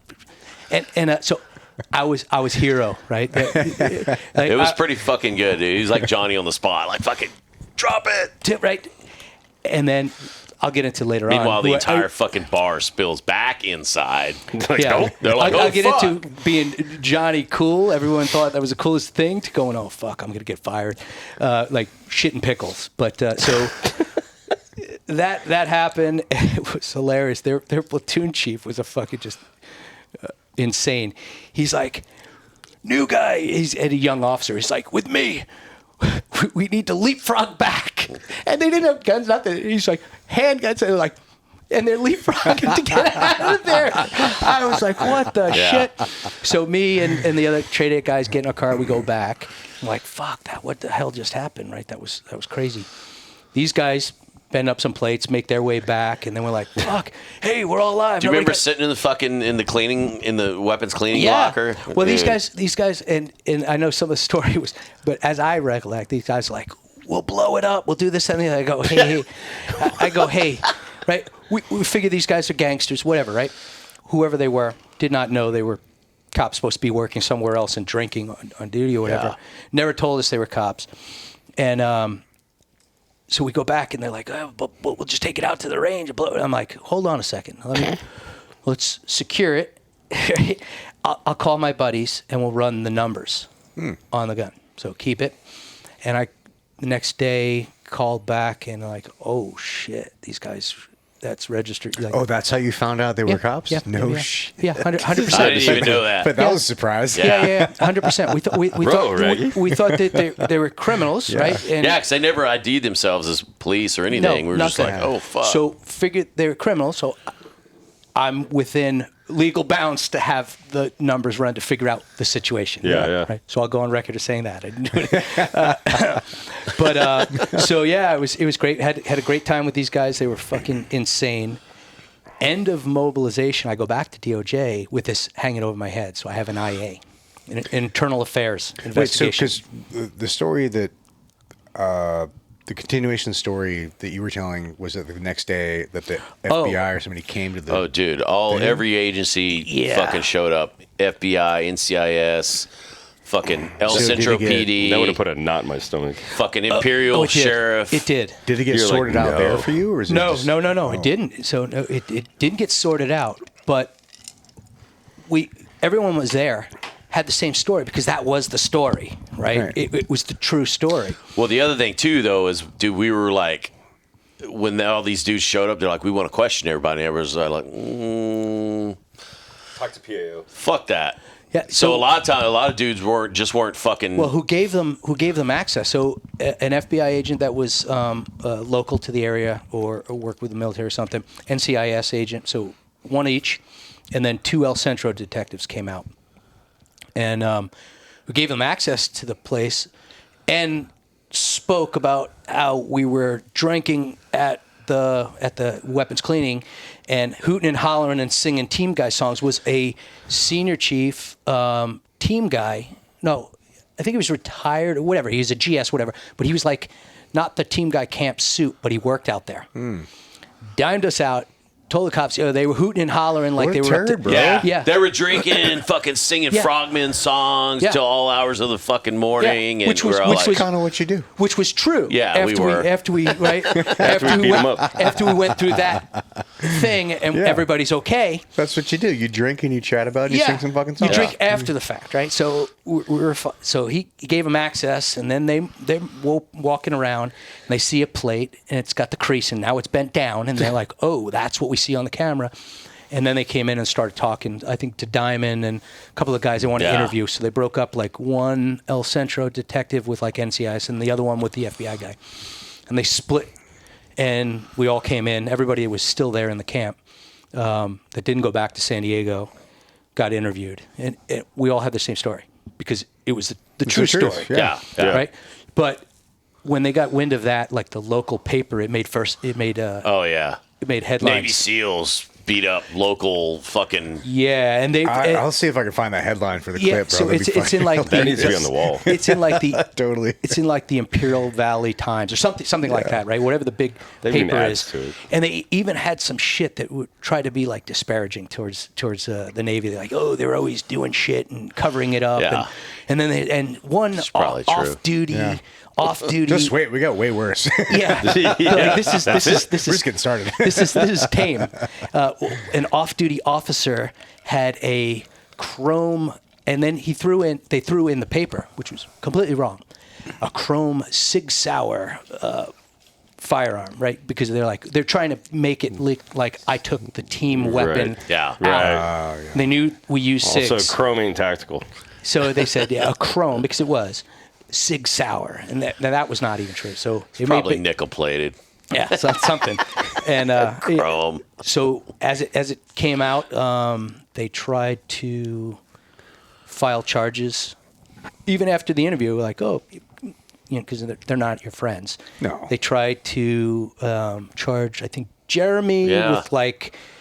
Like stealing a firearm or So some they shit. were Robbery. like, hey, you guys fucked up, we fucked up, let's just brush it on the rug. They were trying to push Oh no! their They leverage. they tried to push and they tried to charge. They brought it to the DA for charges against I think was Jeremy this the FBI or was this the cop guys? that local, were- the local, Yeah. the El Centro. Yeah. And then they were going to El charge him. Centro DA. Yep. I So can't they- imagine El Centro DA has much leverage, though. No, so actually he was great. He refused to file. Oh shit! Yep. Wow, that's yep. awesome. 100%. Yeah. No, it was All right, wonderful. Sorry, El Centro. Yeah. Yeah. I want to go on record as saying it worked out the way it should, but the PD tried to charge Jeremy and then myself with brandishing a firearm, and it all didn't get filed because it shouldn't have been, and I think they said it was mutual combat, and Yeah. and then and they said those dudes fucked up. For one, they weren't even supposed to fucking be there. They were supposed to be on duty in like Calexico, and they never identified themselves as PD, No. which I think they tried to lie, but everybody that was interviewed were like, no, man. If we had known they were fucking cops, we wouldn't have been fucking Yeah, pulling it's weapons. a We'd be different like, story. the only Yeah. one that said police was me. Right? Yeah. At that point. So, Marines. yeah. So then I went back to work after that mobilization, and I had to deal with an IA. wow. I ended up getting 3-day suspension, non-paid. 3 days? 3 days, Oh, which I boo-hoo. was still right. I was like, oh, thank you, God. Yeah, yeah. Like, so I went from being like, oh, that was pretty cool, to like, then you get home. Now and you're a pariah. You're looking at the wife and the kids and the job and the mortgage, and you're like, I'm gonna get fired. I didn't do anything wrong. I was shitting pickles, like I said. It worked out. 3 days from procedural things, not anything illegal, but. What were the procedural things that you say you fucked up? You weren't carrying the gun that you were supposed to be carrying or some shit? Yeah, and disrespectful treatment of the public, not staying at the that a thing? scene. That's so subjective. Yeah, it's like unbecoming of an officer. Yeah. Right, and leaving the scene. And I'm like, what was I supposed to sit around? Yeah. And get So rolled? it's It's over. funny too because this is Yeah. like 20, almost around 20 years ago now. Oh yeah, 24. So it's funny. 21. So two different guys reached out on Instagram when we first told the Yeah. story about it. One was, I think, the main guy who he wasn't there, but he's like, yeah, my guys told me the story. I'm like, he's like, basically like, you guys are fucking idiots. You got in this fucking mess. Now I got to help clean it up, like all this shit. So he was actually pretty funny and cool. Yeah. And then the other guy was one of the guys who was actually there. And it was funny because he was super cool about it. He's like, yeah, man, shit happens like 20 years ago. Good. It's kind of funny looking back on it. I'm like, hey, it's just a funny story now. So when I went back to work at DOJ and then I transferred to San Diego, we have a task force out there. So I'd have to go out there and work. Oh, And man. I was like, oh shit, I'm coming over. They're coming over down the mountain. Yeah. I'm like, oh, they're gonna be calling. That's the barrier lane. Yeah, there's gonna be people waiting. I'm like, looking over my shoulder. So I went out there one time. There was a meth lab call out. So we went out there to help with the meth lab, and I hadn't met some of the guys that were with Cal DOJ that were on the task force. I hadn't met them yet. But we're sitting there, in an alley waiting for the lab techs and stuff to come for the meth lab. And guy's telling me a story. Like, he knew I was, a former SEAL. and he's like, yeah, there was this incident in El Centro at the Owl, right, whatever. Really? Tell me about it. And I'm like, yeah. He goes, yeah, my buddy was there. And he's like, yeah, they were all 7 foot, 300 pounds. And then it was, Goddamn right. it was like the mic drop. He looks at me, and goes, that was you. You ain't 7 foot. 5'8" with heels, right?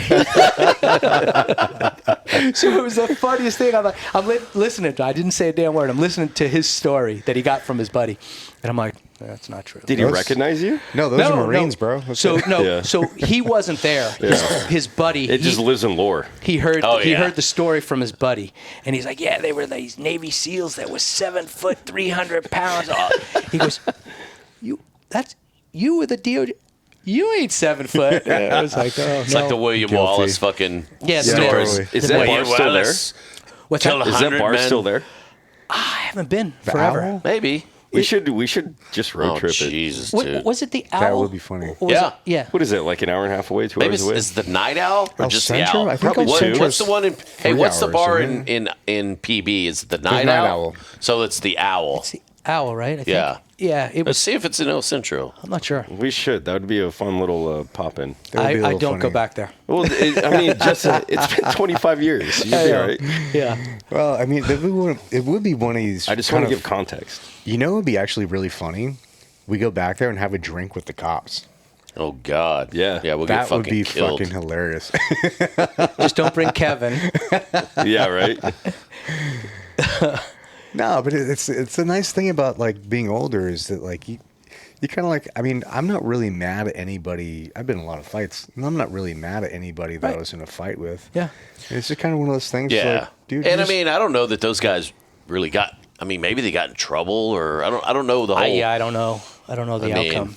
it seemed like I guess they you were could hold a okay. grudge if somebody really got, Yeah, I Hurt mean, they were or lost their livelihood. Yeah. I'm a big fan of holding grudges, to be honest. I hold a lot of grudges, but fighting is not one of those things that I hold a grudge 674 for. West Main Street, El Centro. Yeah, fighting is not one of those things I hold. Nestled a grudge on for. Main Street in El Centro, the Owl serves as a lively pub and bar venue where patrons can gather for a night out. Known for Navy SEALs beating the shit out. Oh, no, just kidding. Not recommended to go there. That's how I know you work in Hollywood. I'm going to rewrite the script in my brain right now. Yeah, but I remember this. There's been fights. I was in PB. I was in a fight one night, and this guy was being an asshole, and so we fucking, exchanged some fucking blows, and then he got kicked out. Then I got kicked out. So I'm walking home, and I see him walking home, and I'm like, You want more?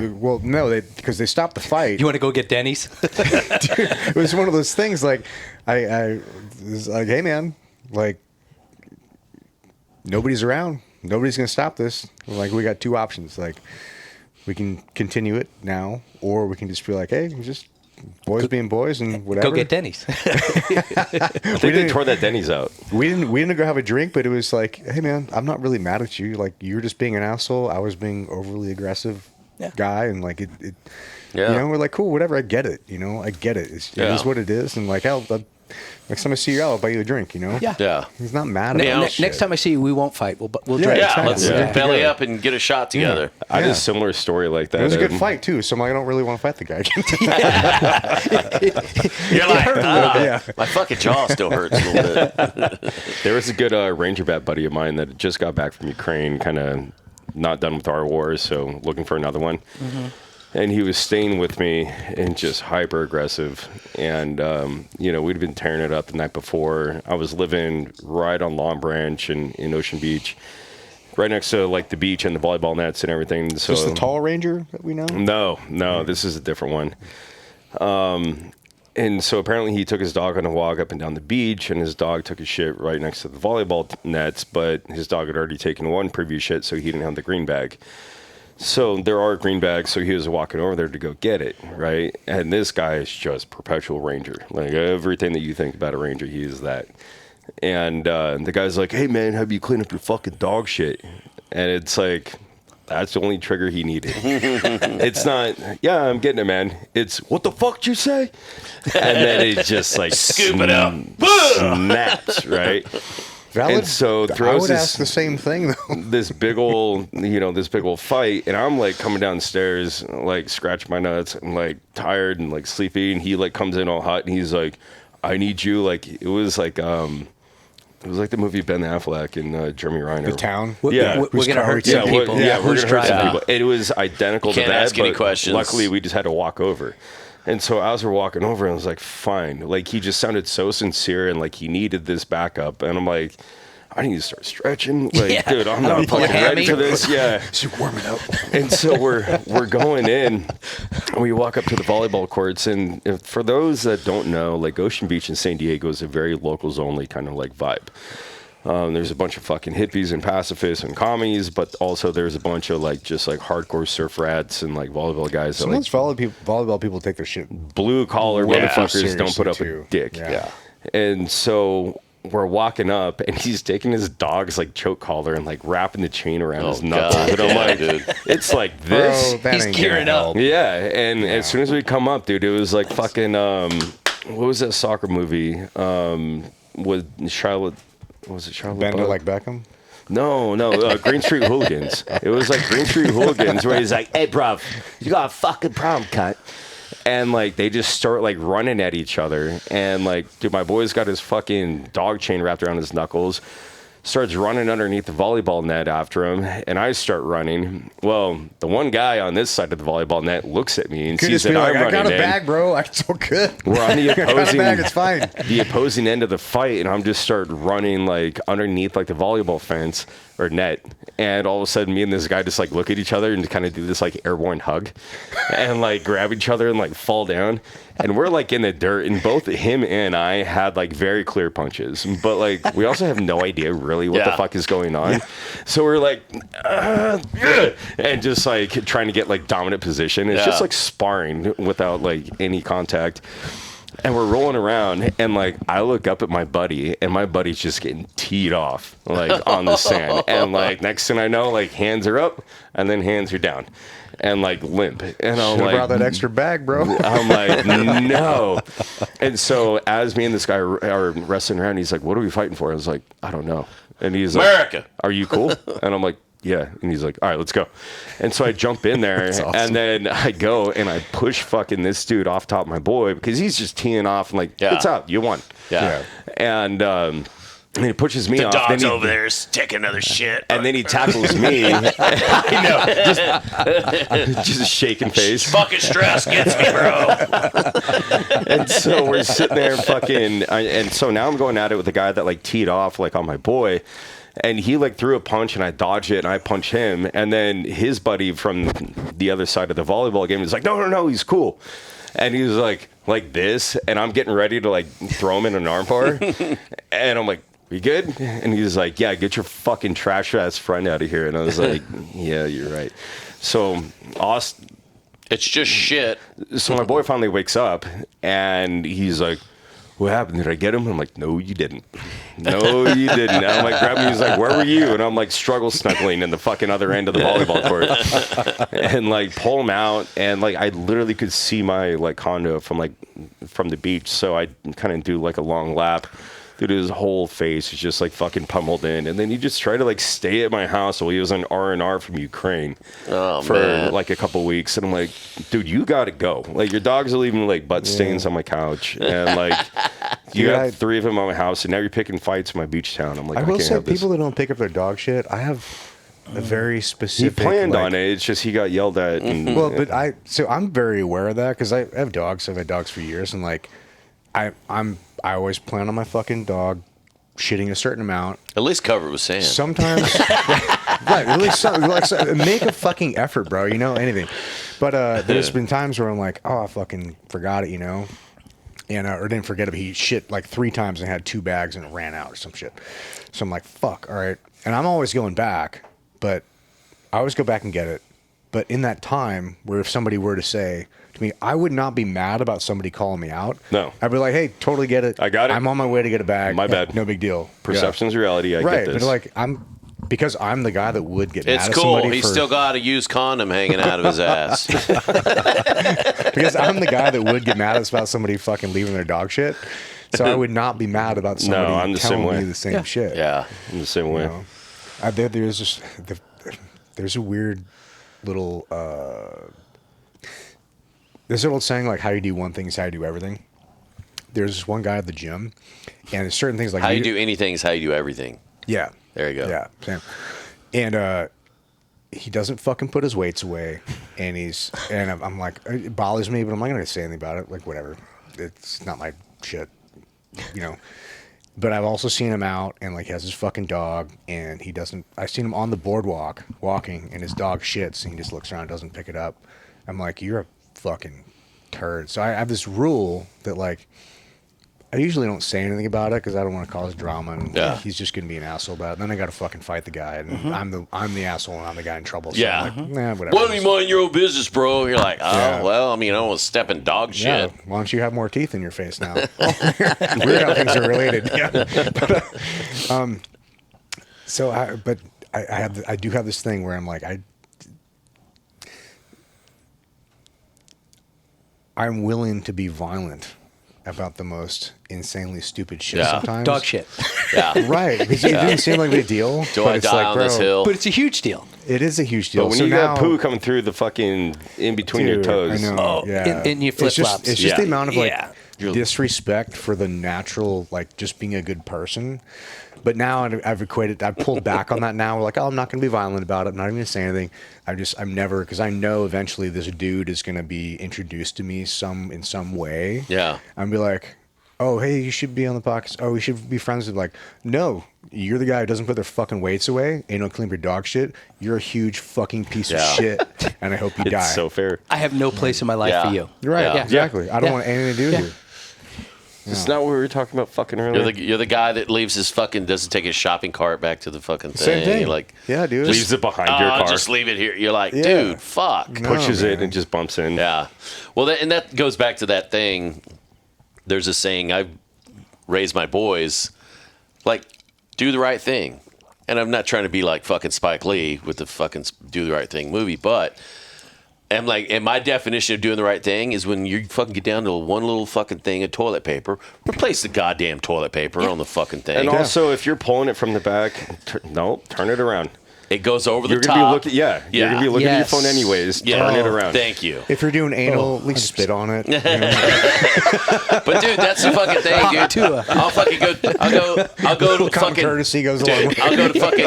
I'll go take a shit in the fucking downstairs bathroom in my fucking house, and there'll be like one little fucking thing of paper. I'm like, great. What is that going to do? I couldn't even blow my nose with that fucking thing. Yeah, literally. You know? I can't spare a square. Yeah, and it's just like, dude. I'm like, guys, My finger's going to come through that one thing. Yeah. Yeah. They're like, what? It's not empty yet. Like, bro. I'm okay, setting up a come ring on. camera and then dragging my muddy butthole in my kids. And the one kid that didn't replace the toilet Yeah. paper, like, Yep. That's the shit that gets me too, or they'll just take the thing off and set it on top of the used roll, to where I'm like, okay, you at least made an attempt, Yeah. but you can still go the extra. You know, it's like the same thing too. Like when you have there'll be a fucking full thing of fucking trash, and people would just keep stacking it on there, and then you have the one person who's like, oh, I'll take it out and just set it beside the trash can and put a new fucking bag in there. You're like that's you not could a have big still went the improvement, bro. extra effort and fucking taken the shit, Yeah. the extra 10 feet to our trash can. You get full now credit, there's a not big, half credit. Now there's now there's a big watery fucking splotch of magma leaking out of the fucking trash bag. Like, I didn't great. learn that quality until I was first married. I'm like, I think what? you have to live on your own for a little bit to understand these Yeah. things, because Yeah. so much shit gets done for you when you're living in somebody else's house. Whether Yeah. it's your roommate that just has a different degree of fucking cleanliness than Yeah. you and then clean up for you. Yeah. I think it's when you're responsible for your own shit, you realize, oh wow, Yeah. I'm not- or not to- or living with roommates and realize how much of shitbags they are Yeah. and going, I was always the clean Dude. one. Yeah. Not to throw my wife under the bus on this, but she Did that- likes to think she's the clean one. did that curtain just part? I She know, was all right? like, you see eyeballs. What the Because fuck? she's never lived on her own. She's never lived with roommates. Yeah. So I'm like, and so I clean up I don't clean up everything. Yeah. We have a fair. I feel like we have a very fair arrangement in the house. Yeah. Like who cleans well. Like I do the dishes. She puts the dishes away. Like we do what we want to do. Yeah, there she is. She's like, she's peeking through the window. Absolutely She's not. like, fuck Yeah. you. You got the salute. He's like, tread softly, motherfucker. Yeah. But there's these little things where like my threshold of like what I'm willing to deal with and like a general mess is livably relatively low but livable. Yeah. Hers is like, I mean, they'll go a lot longer than I will with certain There's things. a give and take, and I think I'm the same way with Gabby. There's a lot of shit too where like there's dishes. I'm not a big clean freak, but at the same time, I have a threshold where I'm like, dude, this fucking place is fucking disgusting. You know, common spaces I'm more anal about versus like I could have fucking clothes all over the fucking bedroom, and I'm like, I don't give a my fuck, bathroom dude. counter in my bathroom has like a week's worth of clothes on it because I just don't put it away. Sorry, Yeah. that's terrible. That's my vice, bro. Yeah, But I cannot stand leaving dishes in the fucking sink. Yeah. Because that's the common space, and like it's my responsibility to do the dishes. Yep. And so I never I feel bad when I leave them out there because like that's our agreement. Like I do the dishes and you put the dishes away. Which is kind of funny because like we have a dishwasher we'd never fucking use. I just always because there's practically two of us. Kyla's there too, but even when the boys were there, I would still pretty much hand wash everything. I only started using the dishwasher like 2 years ago. Yeah. Well, hand washed everything and even before. that is a fucking pain in the ass because either somebody has to load the fucking dishwasher, and then they either don't start the fucking thing because it's not full, and then you wait till it gets full, or like half the shit gets hand washed, Or they load it wrong. or it's loaded and ran, and Like then it somebody sits else there. over Yeah. there. Or then it sits there for fucking like 2 weeks, and you're like, dude, where the fuck is that red bowl at? And you're like, you open up the dishwasher, it's still got shit caked all over. You're like, This is why God damn it. Our system is because my wife is a really smart person, but for a smart person, she is incapable of loading a dishwasher in a reasonable manner for whatever fucking Like the bowl's reason. upside down. Dude, and it blows my mind because we've lived in the same space we have for like the last 6 or 7 years, and she's unloaded the dishwasher for the same amount of time, and for some reason, even though she's unloaded this thing hundreds of times, she cannot remember where the fucking bowls go, and she'll put them in like 90 degrees in the wrong space. I'm like, do you understand where the water comes out? Like it's not. Yeah, dude, it's just not yeah. gonna Same work. thing. You like But open this we're never- dishwasher, and it's like a bowl sitting there full of water. You're like, what the Right. fuck? I'm like, this Yeah. didn't occur to you that this might happen? Full of fucking zucchini. But then and I'm the asshole when I put the spoons in the wrong spot. Yeah. I'm like, oh, I will say that I am your wife. My wife does not let me load the dishwasher because she hates the way I do it. So she's like, just leave them put some water on them, soak them. I do it. So I'm that person that it's incapable of loading the dishwasher. Are you the dinner cooker? What's that? Are you the dinner cooker though? Sometimes. Yeah. So when we first got together, my wife would burn water, right? I don't even know if it's possible. Never heard that She would burn water. She's like, she couldn't cook shit. She's gotten better. But, I do the barbecuing. I'll do the steaks and stuff like that when I'm available. The manly shit. And I'll Cool your have a water, bourbon lady. or drink wine while I'm doing it and get bitched at for don't drink too much. You're going to be shit tomorrow, right? Well, that stuff. Oh, I get that all the time. Oh, I get it all the time. Especially when I come here. I have definitely calmed down in my drinking from the old days. I guess got a little bit older, and it takes like 5 days to recover. Yeah. Now at 53, difference. 5 days to recover from that shit. But so she's got her little thing. She's crazy. We got 2 dogs. We got an Akita and a golden retriever, and so she's half Asian. She's half Thai. My wife, and that's just like her Thai in her. But she's got like the German like feistiness. Like she's insane. Like she smacks the fuck. She's like 5'0", smacks me around. But she is about vacuuming 15 times a day for the dog hair. Yeah. It's insane. I'll take that. And then the dogs are sleeping with us in bed. I know what to get you for like your next anniversary. I'm gonna A get you. I'm Roomba. gonna get you a fucking pug. Those things shed so bad, dude. Akitas I just have two- want your fucking loser goddamn They have marbles. 2 layers. Akitas are like Yeah, They get a dermal layer. that's and how pugs are. and then the golden is all over the place. So yeah.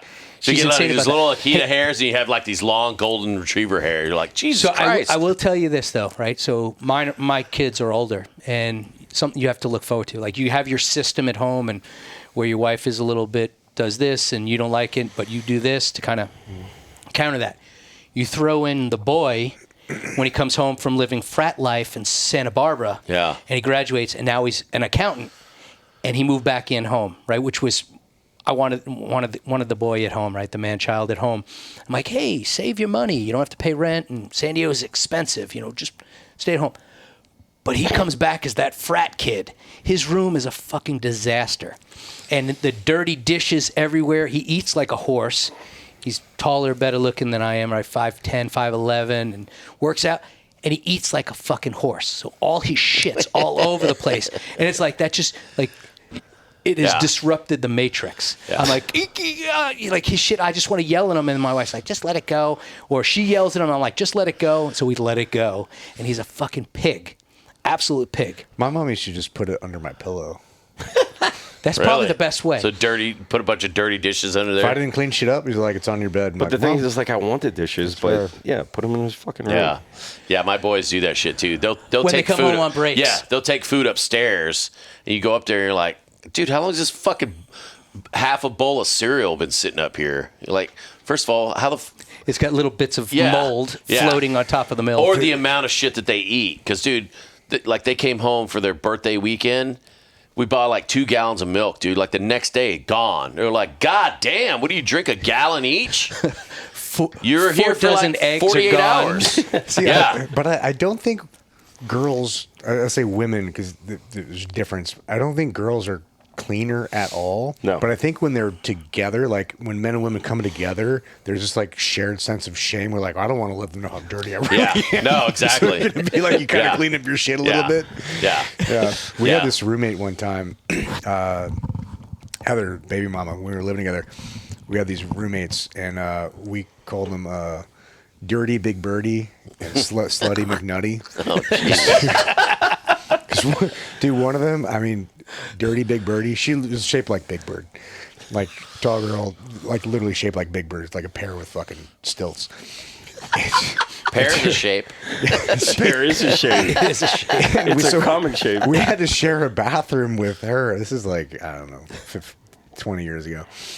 And Dirty big I birdie. remember one time I came in there and I'm like grossed out because like she had left like period juice on the freaking toilet seat. I'm like, you saw that. You saw that and you left it there. That's fucking disgusting, so dude. fucking As gross, snipers, dude. contrast and color to background. Yeah. Oh, so gross. I wiped my dude. pee off the toilet seat. Why are you not wiping that? Yeah. Oh, and Yeah. then Slutty McNutty was like legit this crazy chick that would just bring dudes home and like, yeah, that was a whole other story. But She wouldn't leave period blood. She would leave semen. Dripped on the fucking All toilet. over Like, the house. you leave cream pies all over the floor. Dude. oh, what the fuck, dude?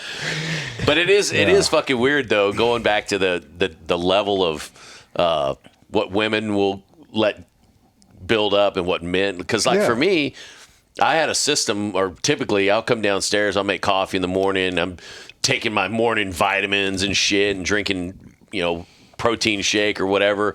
By that he means whiskey. Yeah. And if there's dishes there, I fucking do the dishes typically, empty the drainer. But if I'm going to bed or it's late at night and there's like shit in the sink, I'll just be like, nah, fuck. I know I'm going to get it in the morning, But whereas I think women in general, or at least Gabby, should be like, oh, I can't go to bed with these dishes in the sink. I'll be like, Okay. I can. you can't. You can't. Yeah. I can. I say all the time, that's a you problem, not a me problem. I say it all the time to my wife. She fucking hates it. And I'm like, hey, just because you're OCD about that, I don't really care. If it means that much, take care of it. I'm going to bed. Yeah, I think the you dog gotta hair find too those is a things. fucking. Oh, she's a nut about that. Oh yeah. I think this is a great thing because I've been with my wife for I think we're going on 12 years now together. I've married for 6, but together for over a decade. And we just found, because nobody likes cleaning the fucking house, dude. You know, I don't like doing the dishes.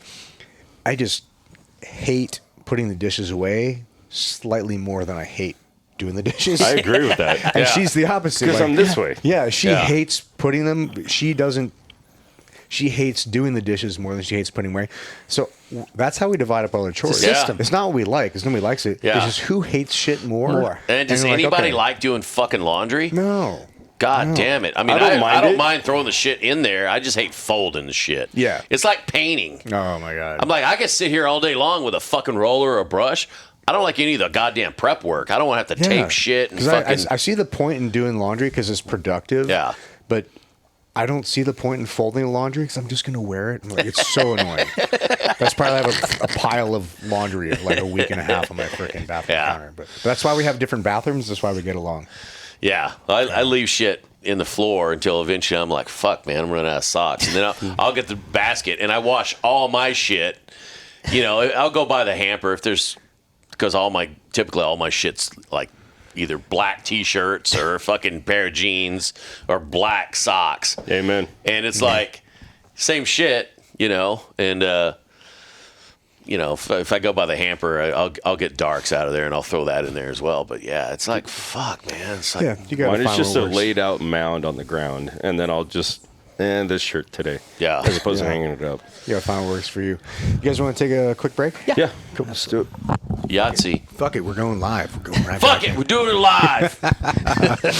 You look like you need some whiskey there, BJ. Just a little. Not a lot. Yeah, we're gonna be responsible. Food is everything I needed. Those are dope bracelets. No man. more? Those are good. Oh, so yeah, I got these. I found Hero Company on Instagram, and I really like their message. So I'm gonna plug that. That's cool. They're you buy one, and they give money towards veterans that need service dogs and stuff like cool. that. So What is it? Hero Company. That's very cool. The I love the bracelets. antiquing on it too. That's dope. Yeah, so this one is St. Michael, and it's got the prayer behind it. This one is Lord's Prayer. So I kind of... That's fucking gay. Yeah. Fuck you, Kevin. Do they do memorial bracelets? Like, could you get like some like custom engraved with like the boys' Probably names? so. I don't know 100%. Okay. I ordered these. Because I'm looking at a good one. Because if not, then I'm gonna look like some Nigerian woman with like 40 bracelets. Yeah, and I'd rather just kind of get Get one. the fucking like, neck thing, like stretch your neck. You know? You're like 6 feet and 6. oh, I love your jewelry. Yeah, it's all my dead friends. So they probably would do something like that. That'd be cool. But every bracelet you buy from them supports, they provide service dogs. Oh, that's super All right, cool. well, shout out to veterans. them. And Yeah, that's Shout cool. out to them. What's the name of the company? I believe it's Hero Company. Cool. But they're on Instagram. Everything else, they've been really cool. When I bought the bracelets, and they give the military discount. Dude, the other thing Awesome, too I love it. noticed is you got the same Alibaba tattoo that I've got. You did it first. I fell on your coattails, and we did these in Iraq together. Yeah. We had Bill, and then Joe Kentz. So we were talking about Joe What's it mean? with Alibaba. Oh, it literally is. Yeah, literally it says says Alibaba. Yeah, yeah. So it's Arabic. Arabic is backwards. So Alibaba. No, it's And not. Kevin Sure. was going to do it. I'm Yeah. like, hey, Kev, you mind if I jump in and get that as well? So we got multiple tattoos. What does Alibaba mean, though? It's Thief. like enemy, thief. Yeah. So what I was okay. explaining before, like my first deployment, when we were fucking blow doors off and fucking go in there and kidnap people, we'd come out and we're putting HVTs into vehicles, and you'd hear all the fucking neighborhood. You just hear Alibaba. It was more prevalent in 2003. Sounds like a Disney movie. It is Alibaba and the 40 Thieves.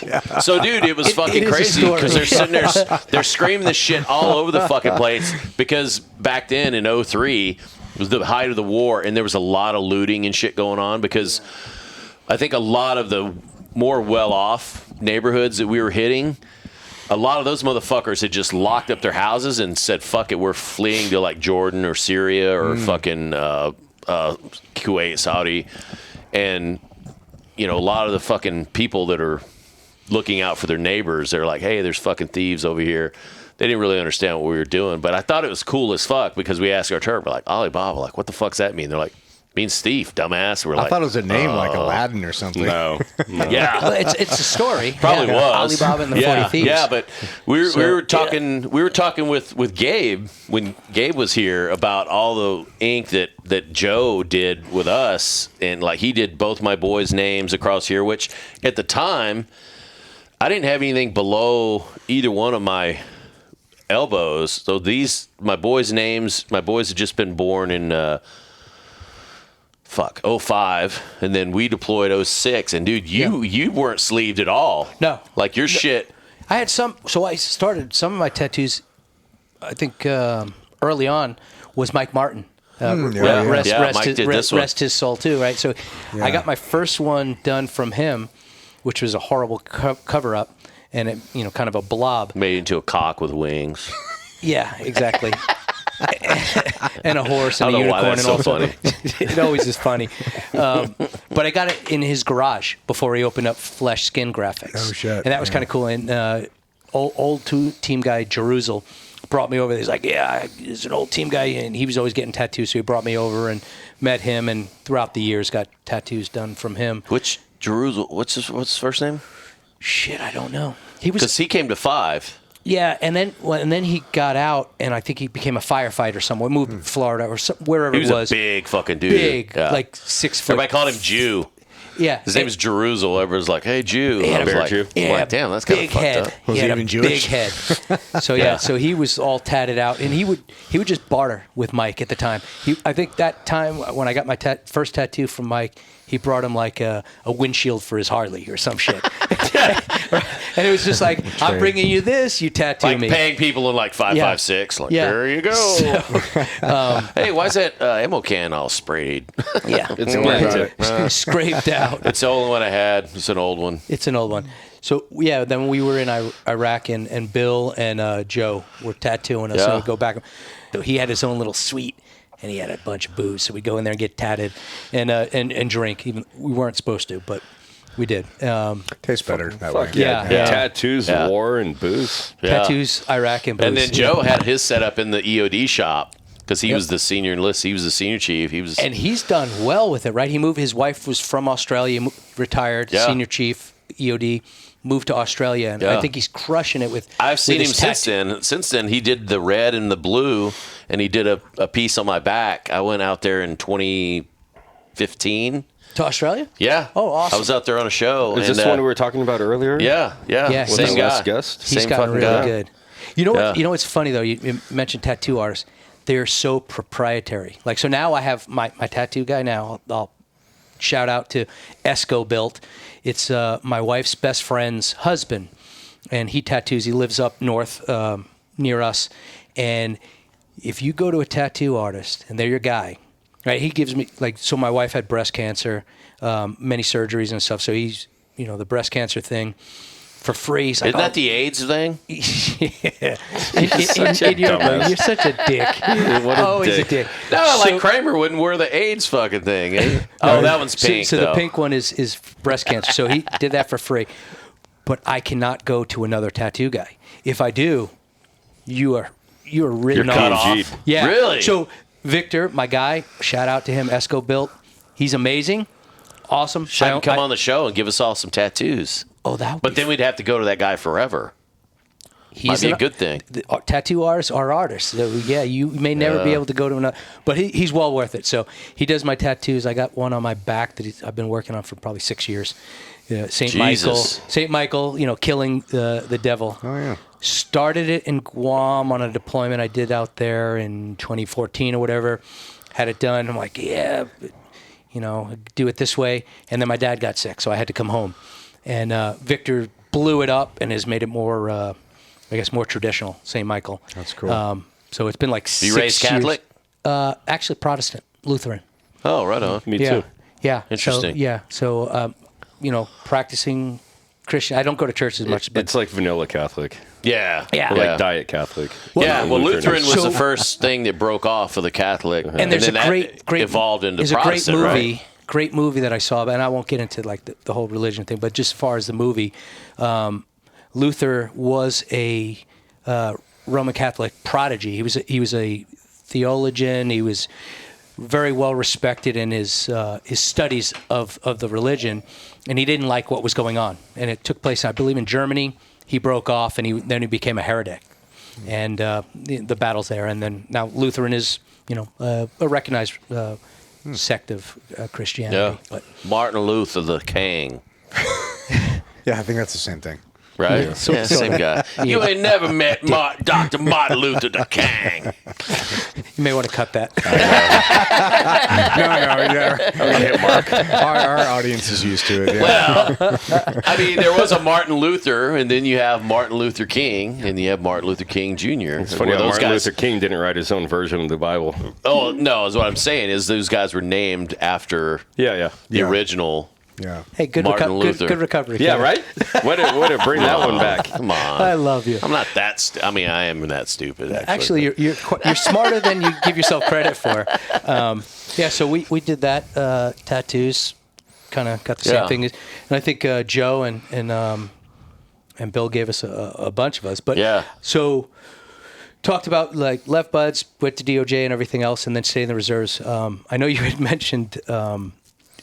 I augmented and got to go with Team 5 to Iraq.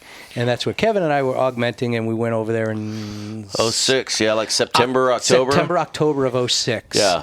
And we did like a short, 90, 100 days. Yeah. Because we were only augmentees. And that was right after fucking... God damn it. It was a month... Team 3. Yeah, a month after. So Mikey Mansour just passed away. That was Team 5 one? Well, we were the next one after Team 3. Yeah, we relieved Team 3. Yeah. So Mark Lee had just passed away as the first. You guys were on Team 5 when you... Yes. Yeah. So I was at third phase as instructor, and I put in a chit to go try to augment with Team 5. So they were hurting for fucking dudes. I was at SQT actually, and dude, we were in a period where there were no fucking classes, and I'm just like, dude, fuck this. And I think Hootie had just went over there with Team 3. I think Hootie was there like Fallujah or some shit. And then I hit up the Team 5 guys, and they're like, dude, we all you can give us, basically, like, we need guys. Yeah. And I wound up deploying me, you, Will, Bushell. Will passed away who as passed well. away in Vegas in, 2012? 2014 or 15, because I was deployed again, and one of the guys that I was deployed with had deployed with Will. Good Will fucking dude. was an East Coast guy, and then moved to Vegas. He was an engineer, I think a mechanical engineer, and in the reserves. So he augmented like myself, and we went with Team 5 and kind of got together, and we all flew out in September, October of 06. Stayed till like January. Stayed till late January, and we flew back. Yeah. Were we gonna? I thought we ended the break, or we started the break. We were gonna talk about some story. So when we came back from that deployment. So this is cool. This is leading into that. Yeah. So we did our little bit more than half of the deployment, and so I was a reserve augmenting.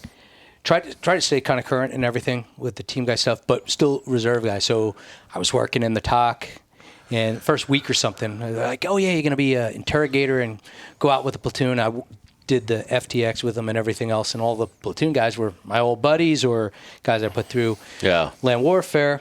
And like the first week, I think Lenig was the LPO one platoon, and Keikoa was the LPO, the other LPO, oh, cool. and John Smith was one of the platoon chiefs. John and Tad was the other. Tad Morrison, good was the other dudes. platoon chief. JJ John Jones was an OIC. And the other OIC was Supco. Yeah, Colin. Oh yeah, Colin Supco. So went there, and it was like as soon as I got there, I thought I don't think any of those guys are still in, but I know. No, they just passed their time. I think. I think all got out. So did that deployment, getting tattoos and going out every so often that I could, and working in the TOC which was miserable, right? So we're flying back. We get a C-130 out of TQ to Al Taqaddum into Kuwait. Yeah, into Kuwait. So we take a C-130, and it's me, you, Will, and fucking Golden, he was a brand new guy. He'd gotten in trouble for the whole incident that we were talking about earlier about like basically destroying their Christmas decorations or some shit. Yeah, and big blow up. So he was a new guy and basically got his pee-pee slapped for that. Is Golden kind of a 6'3", like 225 guy, No. kind of tall guy? No, you're short, talking. short like me. You're Different guy? thinking Garrett Golden. Okay. So this is Mark Golden. Okay. He's a little shorter. He's probably still like 6 foot. Is he tall? Maybe, Bigger than me then. Maybe a Not- little lower. Different Golden the other Yeah. guy. Yeah. Okay. Yeah, but he's not Garrett. Garrett Golden owns G2 Precision, which is a shooting company down in Texas. Oh, cool. Good dude. Yeah. But yeah, go ahead. So So we came back, spent a couple days in Kuwait, and we had a contract plane that took us to Germany. And then, so that was a dry flight. No booze Yeah, on that no one. drinking. No You're drink like, on that one. And great. we got there, and we get to Germany. I can't remember where Landstuhl or wherever it was. yeah, I think it was Ramstein. So we Yeah. get there. Well, here's the and- other fucked up thing. You know, like it's like getting to like I was explaining the cheer fucking bullshit. Like they tell my daughter, "Oh, you got to be here at 3:00." She didn't even go on till Yeah. 6. It was the same fucking shit. Like we Hurry were it up and leaving wait. we're hanging out the unit in fucking Kuwait, where it's like right by Ali Vaseline fucking airbase, Ali Asalim.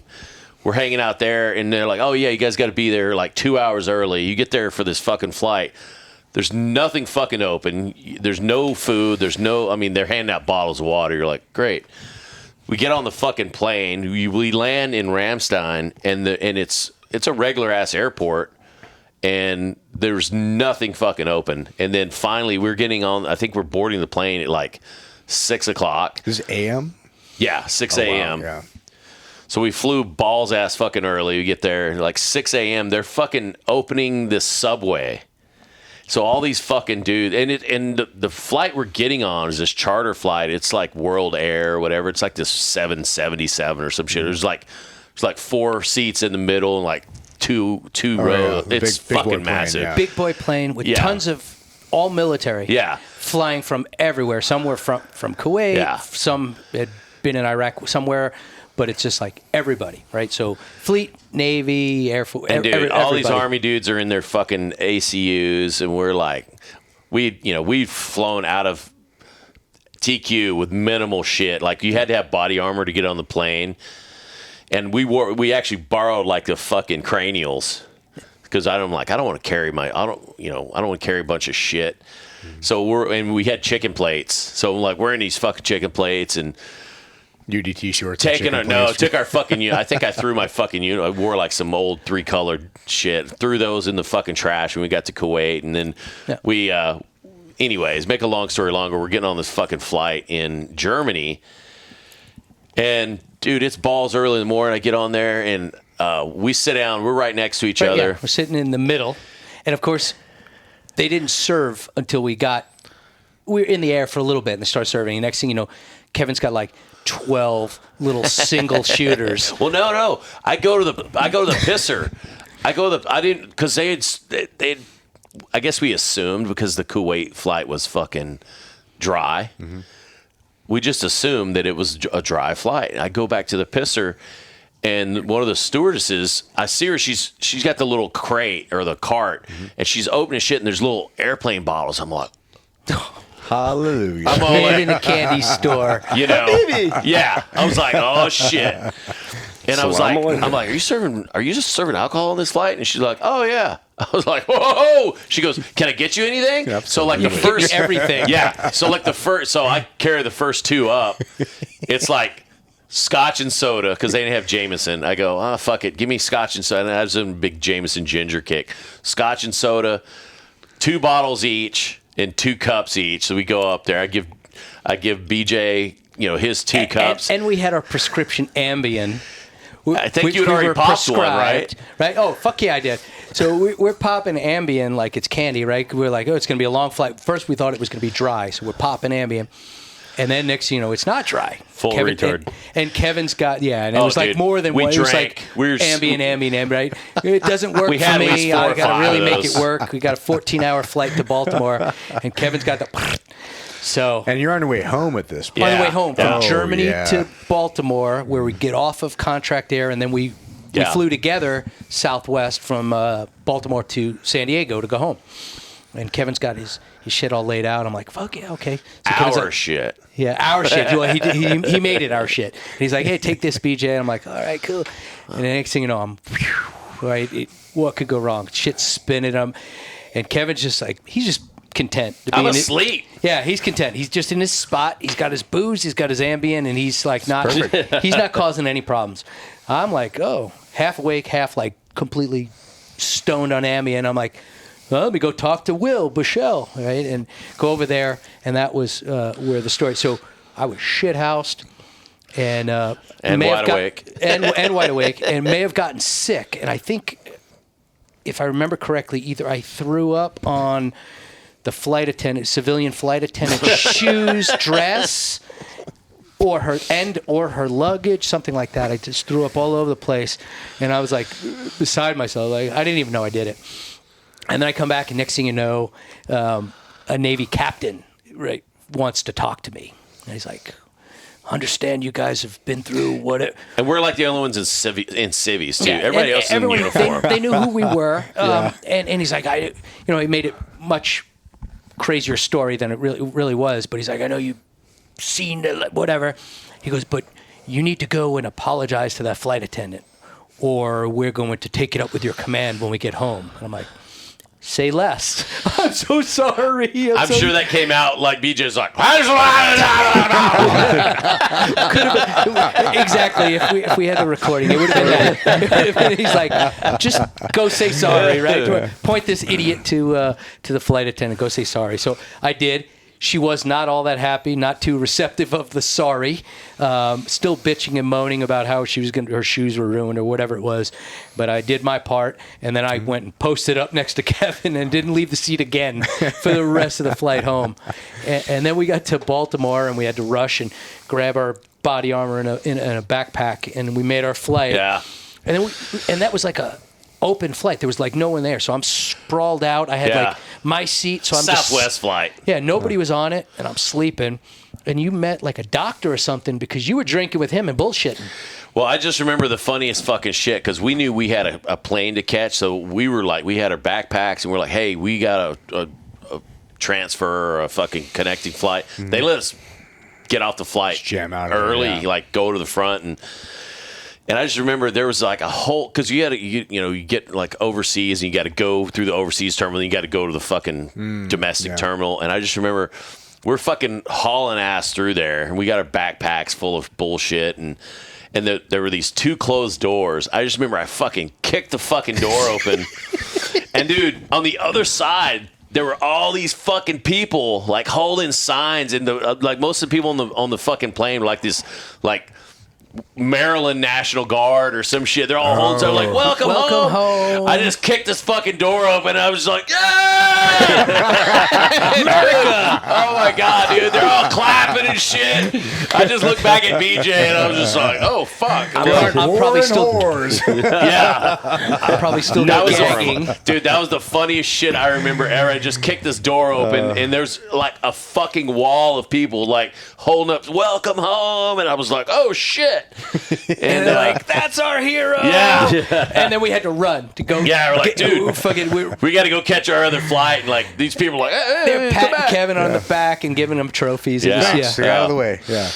Dude, so it was kind of funny. But yeah, get on our flight to San Diego, uneventful. I slept. I was just, I passed out, more like it. Yeah. But you were chatting up with like some doctor who's like, and you were having a good old time. He's drinks. And yeah. I'm like, no more for the kid. I'm just sleeping. Kevin's got a superpower. He does. He draws on that superpower. He takes it to the next level. Like when you think the kid is out, he's not. He pulls in another gear. Well, dude, I think I had slept pretty because when we left Kuwait, because I think the night before we stayed up in Kuwait and we're getting after it because we had to be at what's the name of it wasn't Ali Vaseline. It was Ali Vaseline. Arif John. Oh, okay. Yeah. Is that the one he left at like 2 a.m? Yeah, it was fucking ridiculous. But it was a brand new base. It was at Camp Arif John, and then they took us. So that's where we checked in. We had to check in like 3 hours fucking early. Then we had to go back to Ali Vaseline. We were like, dude, what the fuck? And it was locked down there to get off of, because there were so many people that were just going to be there for the war. Yeah. That was where they were managing the flights out to Iraq, whatever else.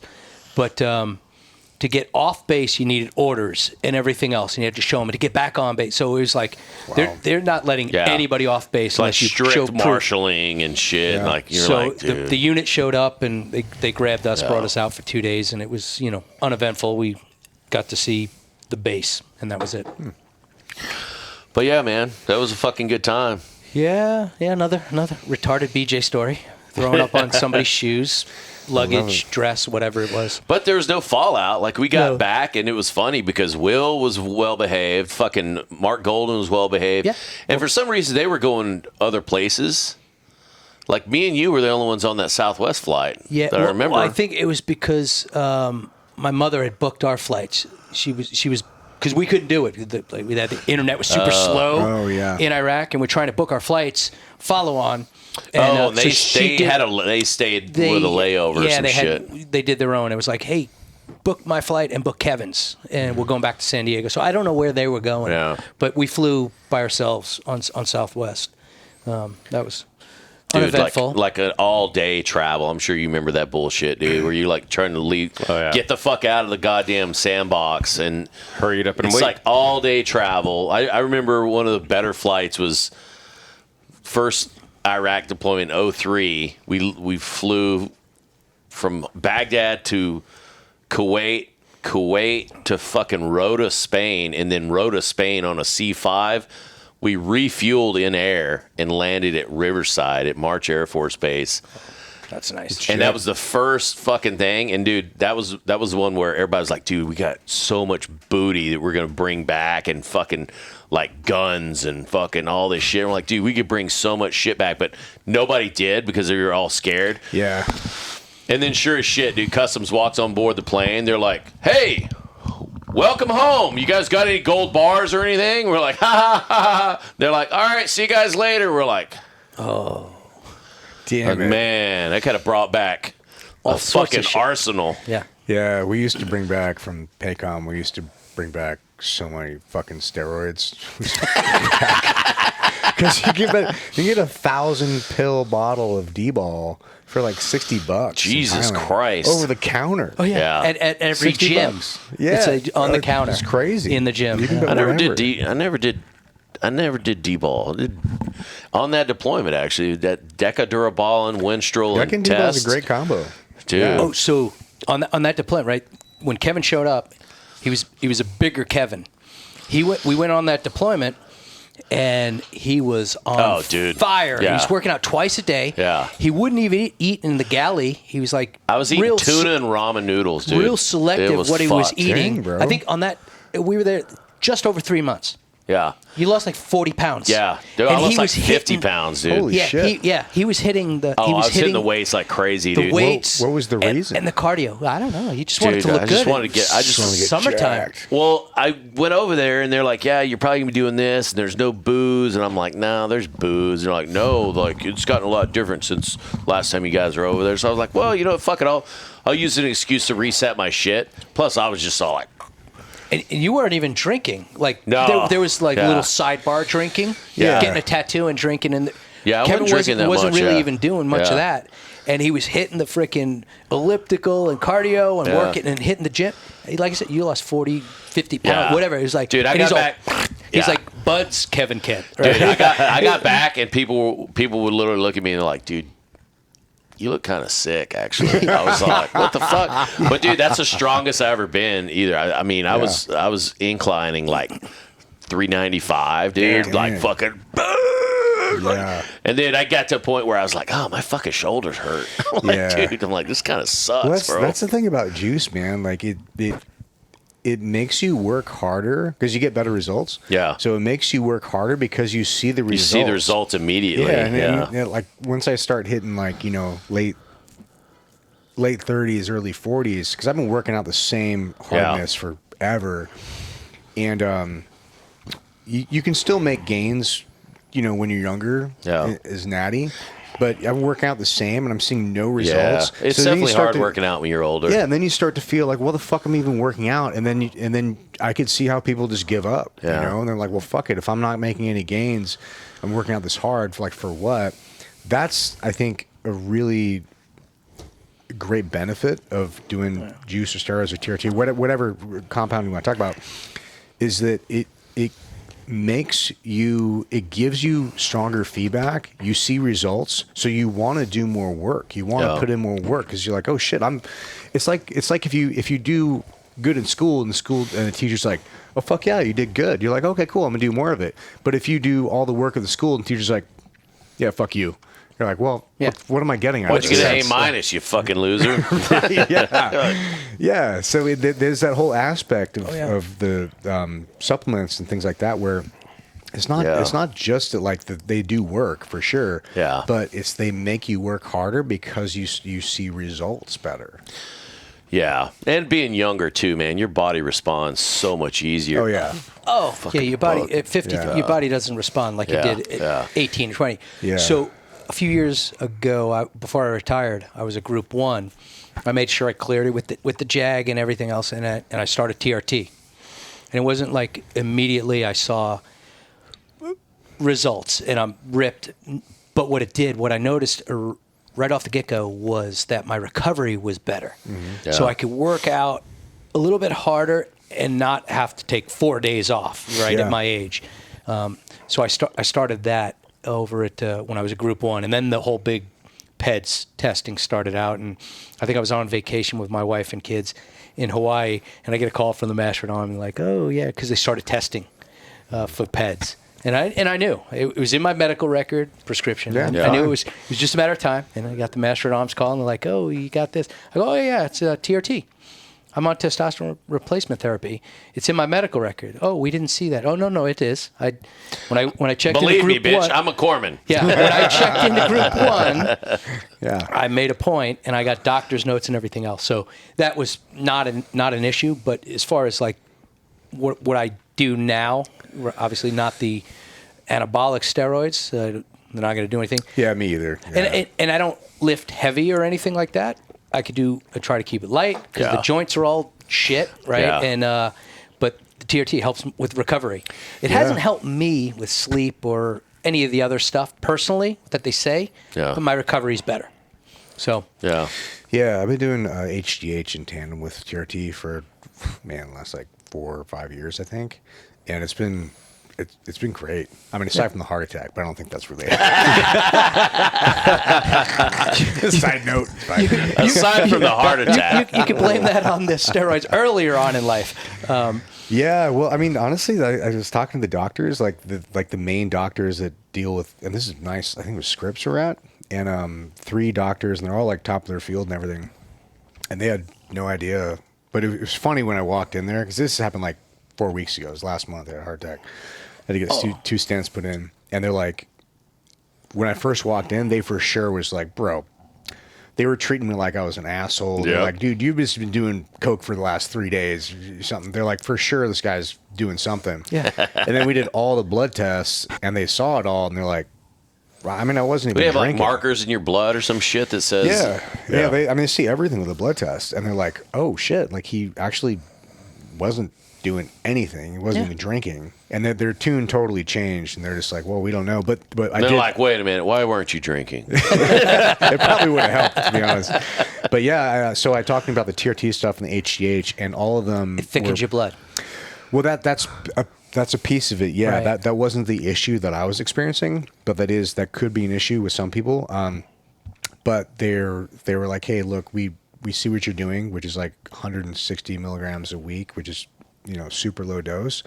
And we're like, hey, we don't think this is the problem. And all 3 of them said that. Okay. And I told them about the HGH, and I made them do an HGH test too, and just to make sure I was in parameters. Yeah. And they're like, hey, honestly, like we'd love to pin this on something, but we don't see this as an issue. Right. So I mean, I wish I had something where they're like, this is the issue. Because I could solve it. Right. There's nothing. Yeah. But it's funny, when I first walked in, this grandpa guy came in like, he did the whole like, son, let me tell you something. I'm like, bro, I'm fucking 47. I've lived a lot of life. Like, don't fucking try to grandpa me, bro. Yeah.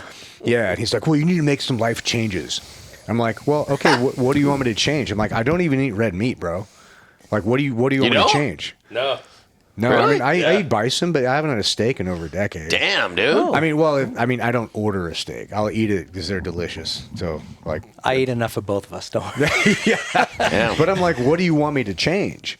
And he's like, but at the end of it, he's like, just try to take care. I'm like, okay, thanks, Doc. So basically, Yeah. you told me because you don't have a clue. They don't have a Yeah. fucking clue. Don't have a clue They don't have a what fucking to do. clue. But it was nice that they don't think it was TRT related or Yeah, issues. that's awesome. So I'm gonna continue doing all that shit. Yeah, absolutely. Well, my red blood cells were high. Doctor's like, I said, listen, I'm not stopping that. Yeah. I'm not stopping that. Yeah. I will give blood. He goes, oh, that may help. And Yeah. so, yeah. Dude, that's another thing too. Like when Mo was on here, Mo does that all the time, and that's something. Well, I've gotten blood tests. They're like, you've got like not high iron, but high ferritin. Okay. They're like, your blood is very thick. Yeah. Yeah. Which And I was like- is a natural thing with TRT, they say. Oh. So Yeah, what they some- say is you can help it by giving blood every 8 weeks. Bloodletting? Yeah, you basically go and donate blood. Stab myself so I every just 6 did that weeks. the first time. Lead into the kitchen. And then he threw me on a high blood pressure med too. So I'm on that and high cholesterol. Oh fuck, dude. Yeah, well, yeah. Well, they gave me a bunch of 53. meds after Yeah. the heart attack. Did you just throw them in the trash? I'm like, fuck all that. No, I'm shit. pretty religious Yeah, about it. I do it take all. them every night, right? Yeah, I do it. I'm like, dude, I guess. Well, thankfully they told me that I can still drink on everything, so I'm like, that's fine. Oh. I'm like, it doesn't really affect anything. So when I left Buds to go to DOJ, I did the tuberculosis. Yeah. tuberculosis, the Yeah. tuberculosis, the The little puffskin Yeah, thing. yeah, what's the that little shit puff skin. called? Yeah, So I yeah. popped for that. Yeah. Oh shit! For So I was TV, like, wow. oh shit. So I don't know, whatever it was, places we've been, whatever, been exposed to it. So they put me on. I can't remember the med. Yeah. But they put me on a med which is You can't really, drink. really rough on the liver for 6 months. like- so I didn't drink for 6 months. Yeah, it's And like then- RHD or RPC Yeah, or some shit they give you for AIDS. No, it's not. Yeah, you can't let Kevin fill in the last end of your sentence. and then he'll Google it and it'll come up with the right answer. It's like, but- and they also give but this yeah, so, AIDS. It's so nothing I, to PPD converter. That is what Oh, they there call you go. it. PPD is the test. So took that. I couldn't drink for 6 months because they're like, oh, it's really hard on your liver. Don't drink. Yeah. I was like, okay, don't Yeah. drink. On 6 months and first day, right? I'm hitting it. But Yeah, I enjoy drinking, man. I do too. yeah. I don't drink like I used to. I have to Yeah, drink. mainly like we talk about the hangover. I'm Hangover like, just dude, crushes me. Yeah, I got too much shit to do to be hungover for a whole fucking day. I don't. Now that I'm retired, but I have the wife in my ear going, you will not spend the whole day. Yeah, I Which bet. was, we talked about earlier, like a little bit of the jiu-jitsu thing. So I did my last 6 months. I went from all that and the mobilizations. I came back on active duty in 2015. And my last command was Group 1. So I was the reserve program director. So I'd get reserve bodies for the teams to deploy. That was my only job. It was awesome. And I had great people that I worked for, and they didn't make me do junior officer shit that other guys, PowerPoints and everything else. They're like, BJ, just do this, and we're happy, and you're retiring. So I did that, and last 6 months, I did the SOCOM internship, and I went and worked and taught kids classes at jiu-jitsu. I'm a black belt there, and was teaching the kids jiu-jitsu, and oof, that's rough. Like the little ones, like 5 to 8, I bet. they steal your soul. Like 10, I always say it's the 10-90 rule. Like 10% of the kids take 90% of your time because they're pushing each other and picking their nose and scratching their ass and wiping it on people. But I did that, and that was my transition when I retired this last March. And so from like September to March, I was doing that, just teaching, and I didn't have to drive down to Coronado and to Group 1 and everything. But with that, I would go to work at like 4:30. Classes started, so I found myself missing things a little bit, and I was watching Peaky Blinders and putting on the Irish hat and drinking Jameson and Bushmills Yeah, you didn't do it. Yeah. all night long and binging Peaky Blinders. And my wife is like, "This is not going to be your retirement." Like every night. Boozing, sleeping all day, getting up, going to teach a couple jiu-jitsu classes, coming Sounds home. amazing to be Cigars. honest. Yeah. I don't do cigars. I love the smell of them, but I don't like to smoke them. Yeah. Because I'm like an ashtray for 3 days, but I love Yeah. this. If you were to smoke one, I'd love it. My wife's like, no, you're not doing that. So I'm zinning and drinking Irish whiskey all night long with my little Peaky Blinders hat on, getting into it, or whatever show I was binging. And I was like, nope, you need to find something that you're going to do after when you retire. So, but so that's where the BJJ came in. Because you've been into martial arts your whole life, but when did you focus on? Start focusing on 2008.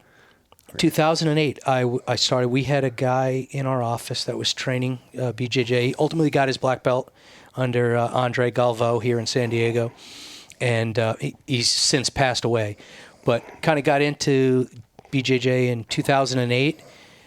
Did that for a few years. Got my blue belt, some stripes, and then life happens.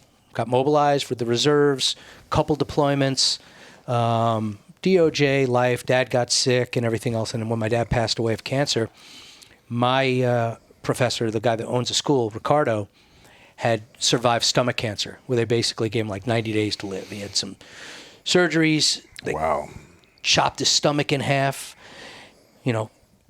Cancer, still more, cut more. Cancer, cut more. Got it. Rebuilt his stomach. And all the while he was doing chemo through his port.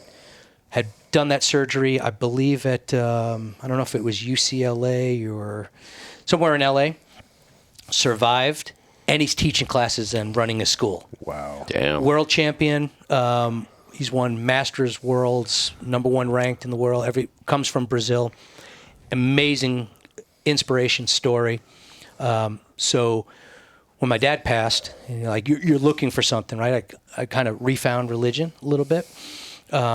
And his positive story, I needed that in my life at the time, right? Like I lost my hero, my guy. So I'm like, I got to go back to jiu-jitsu. Took like 3.5 years off as a blue belt, went back there, and then over the years, I think it was in 2020 or so, got my black belt. Wow. Do you just maintain that blue belt, or you have to kind of No, you keep your belt. So I came back, right, and we'll talk about learning curve, hammer and nail. Your conditioning's gone, but you're coming back as a high level blue belt, and you got white belts that are just getting after it, and they're just wrecking you. Like my car, dying. So it took being the nail again and not the hammer, and started training. So then blue and then purple. I actually got every belt, every stripe, up to black belt, 1st degree black belt with Ricardo.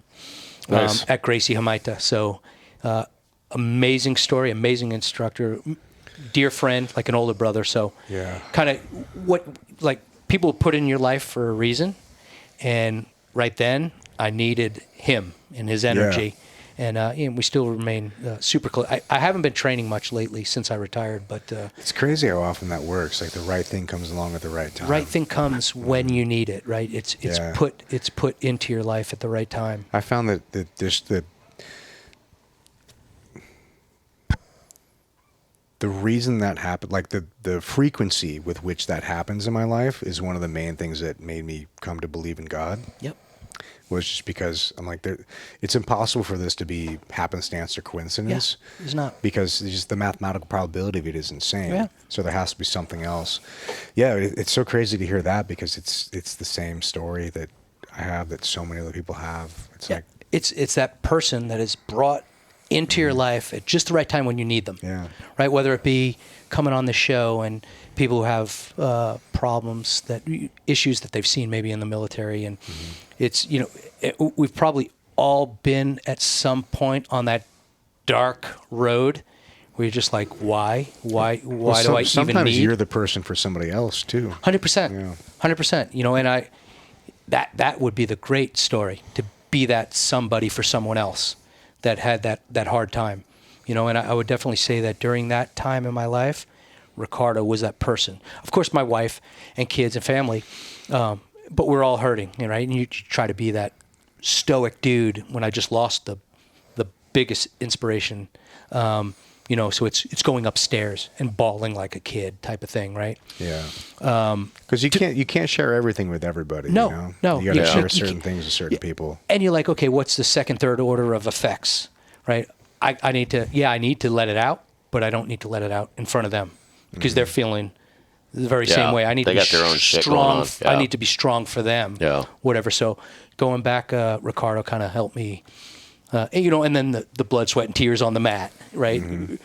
The mat tells the truth. Like, there's no bullshitting on the mat.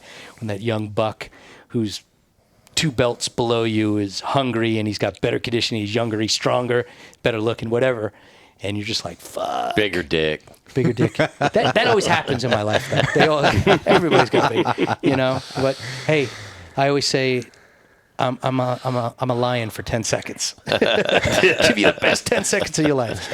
I think it's a great way to continue like that warrior mentality, though, because I think a lot of people they have that Uncle Rico syndrome where they do something hard in their life or they do something significant, and then they don't keep up on it, and they fall back on like, oh, remember that time in fucking high school or whatever, and I'm like, bro, life continues. Yeah. Life goes on. You got to grow. I You bet gotta I grow throw a with it, football over those mountains. Exactly. Yeah, Al Bundy syndrome, right? Yeah. He's putting shoes on people, and he's talking about how great he was in high school football. You just dated yourself. Polk High School. Yeah, we're all old here. Polk High School. Yeah. 100%. But it's always trying to be relevant or helping other people.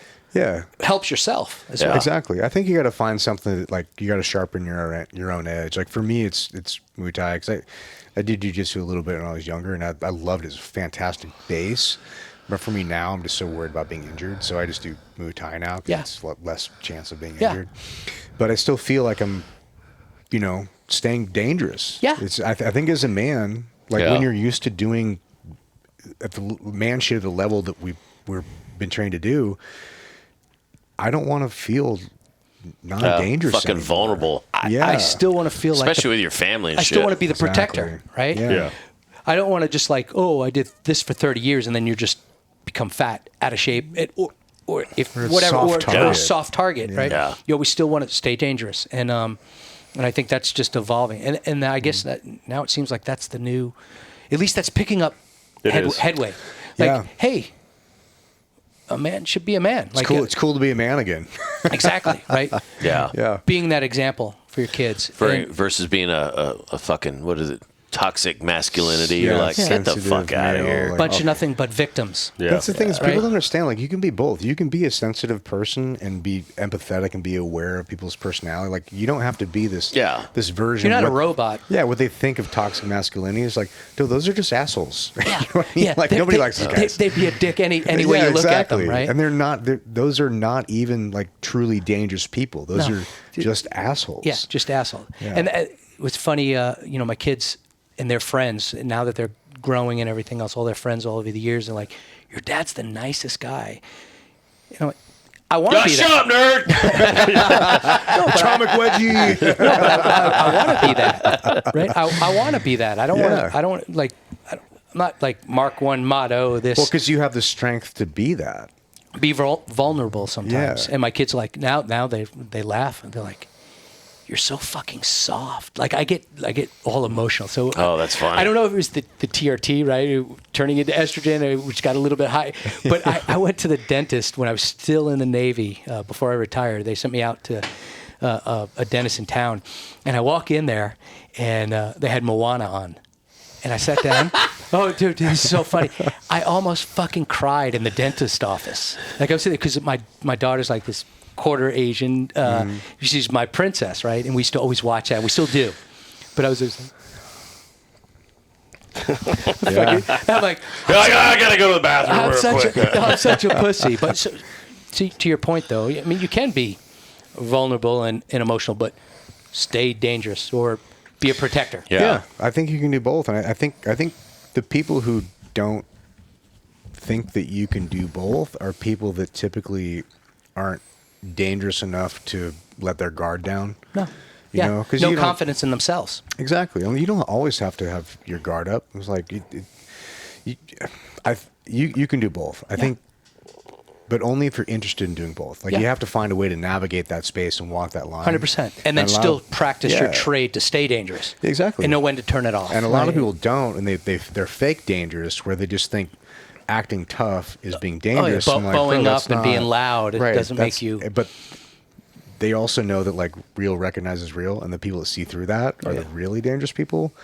and so they know that they're fake, so they can't ever let it go. Yeah. And so they're just caught in this fake thing of like perpetuating to other people and themselves. What a about shitty this, way to live life that would I be, know, right? right? It would, Yeah. it would be absolutely horrible if you had to always portray like, Well, being angry and it's fucking exhausting, Yeah. dude. You're like, if you have to walk around in a cloud of just like anger, aggression, overtly all the Yeah. time. like your fucking shoulders are I touching your literally ears. just had this conversation the other night, and it's like, you know, it's the way you come off or the way that it's perceived or like whatever. But also, I'm the first motherfucker to cry at Moana or not like or to be there for your friend if he needs you on the beach, right, and Right? it's definitely both ways. whether and, his dog shit in the volleyball court or not. But you were there. yeah, I'm here secondary for it. conversation. 100%. I'm here for it. 100%. But there's a lot of sensibilities behind it too. And now I notice like I can't watch horror movies anymore just because like it stresses me out. Yeah.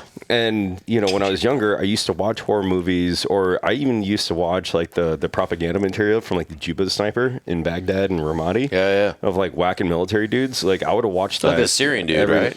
Yeah. Well, that was all your motivation to And get that better. that was better my motivation at your craft. because it just like fueled this like hate, which is like a battery. Well, sometimes you need that, dude. And I needed it then, but like now I don't need it anymore. Like now I want to get high and watch whales do backflips in the ocean, Right? But and find the beauty in that. yeah, and then still have the edge. Yeah.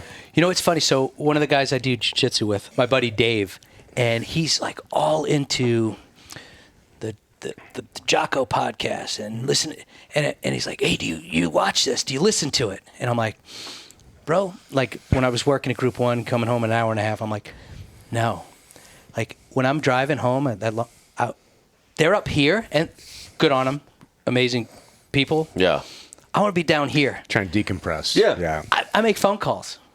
I listen to, fucking George Michael or whatever, right? Yeah. Call me daddy. Yeah. Dude. Just listen. I'm like, no, I don't. That was I don't do any of that stuff. Like, that shit fires you the fuck up, dude. I was doing the same thing driving back from LA all the time, Yeah. and you can't listen. I was listening to these audiobooks of Jack Carr audiobooks, dude. That shit, you get fucking hype, Yeah. and you're like, Yeah.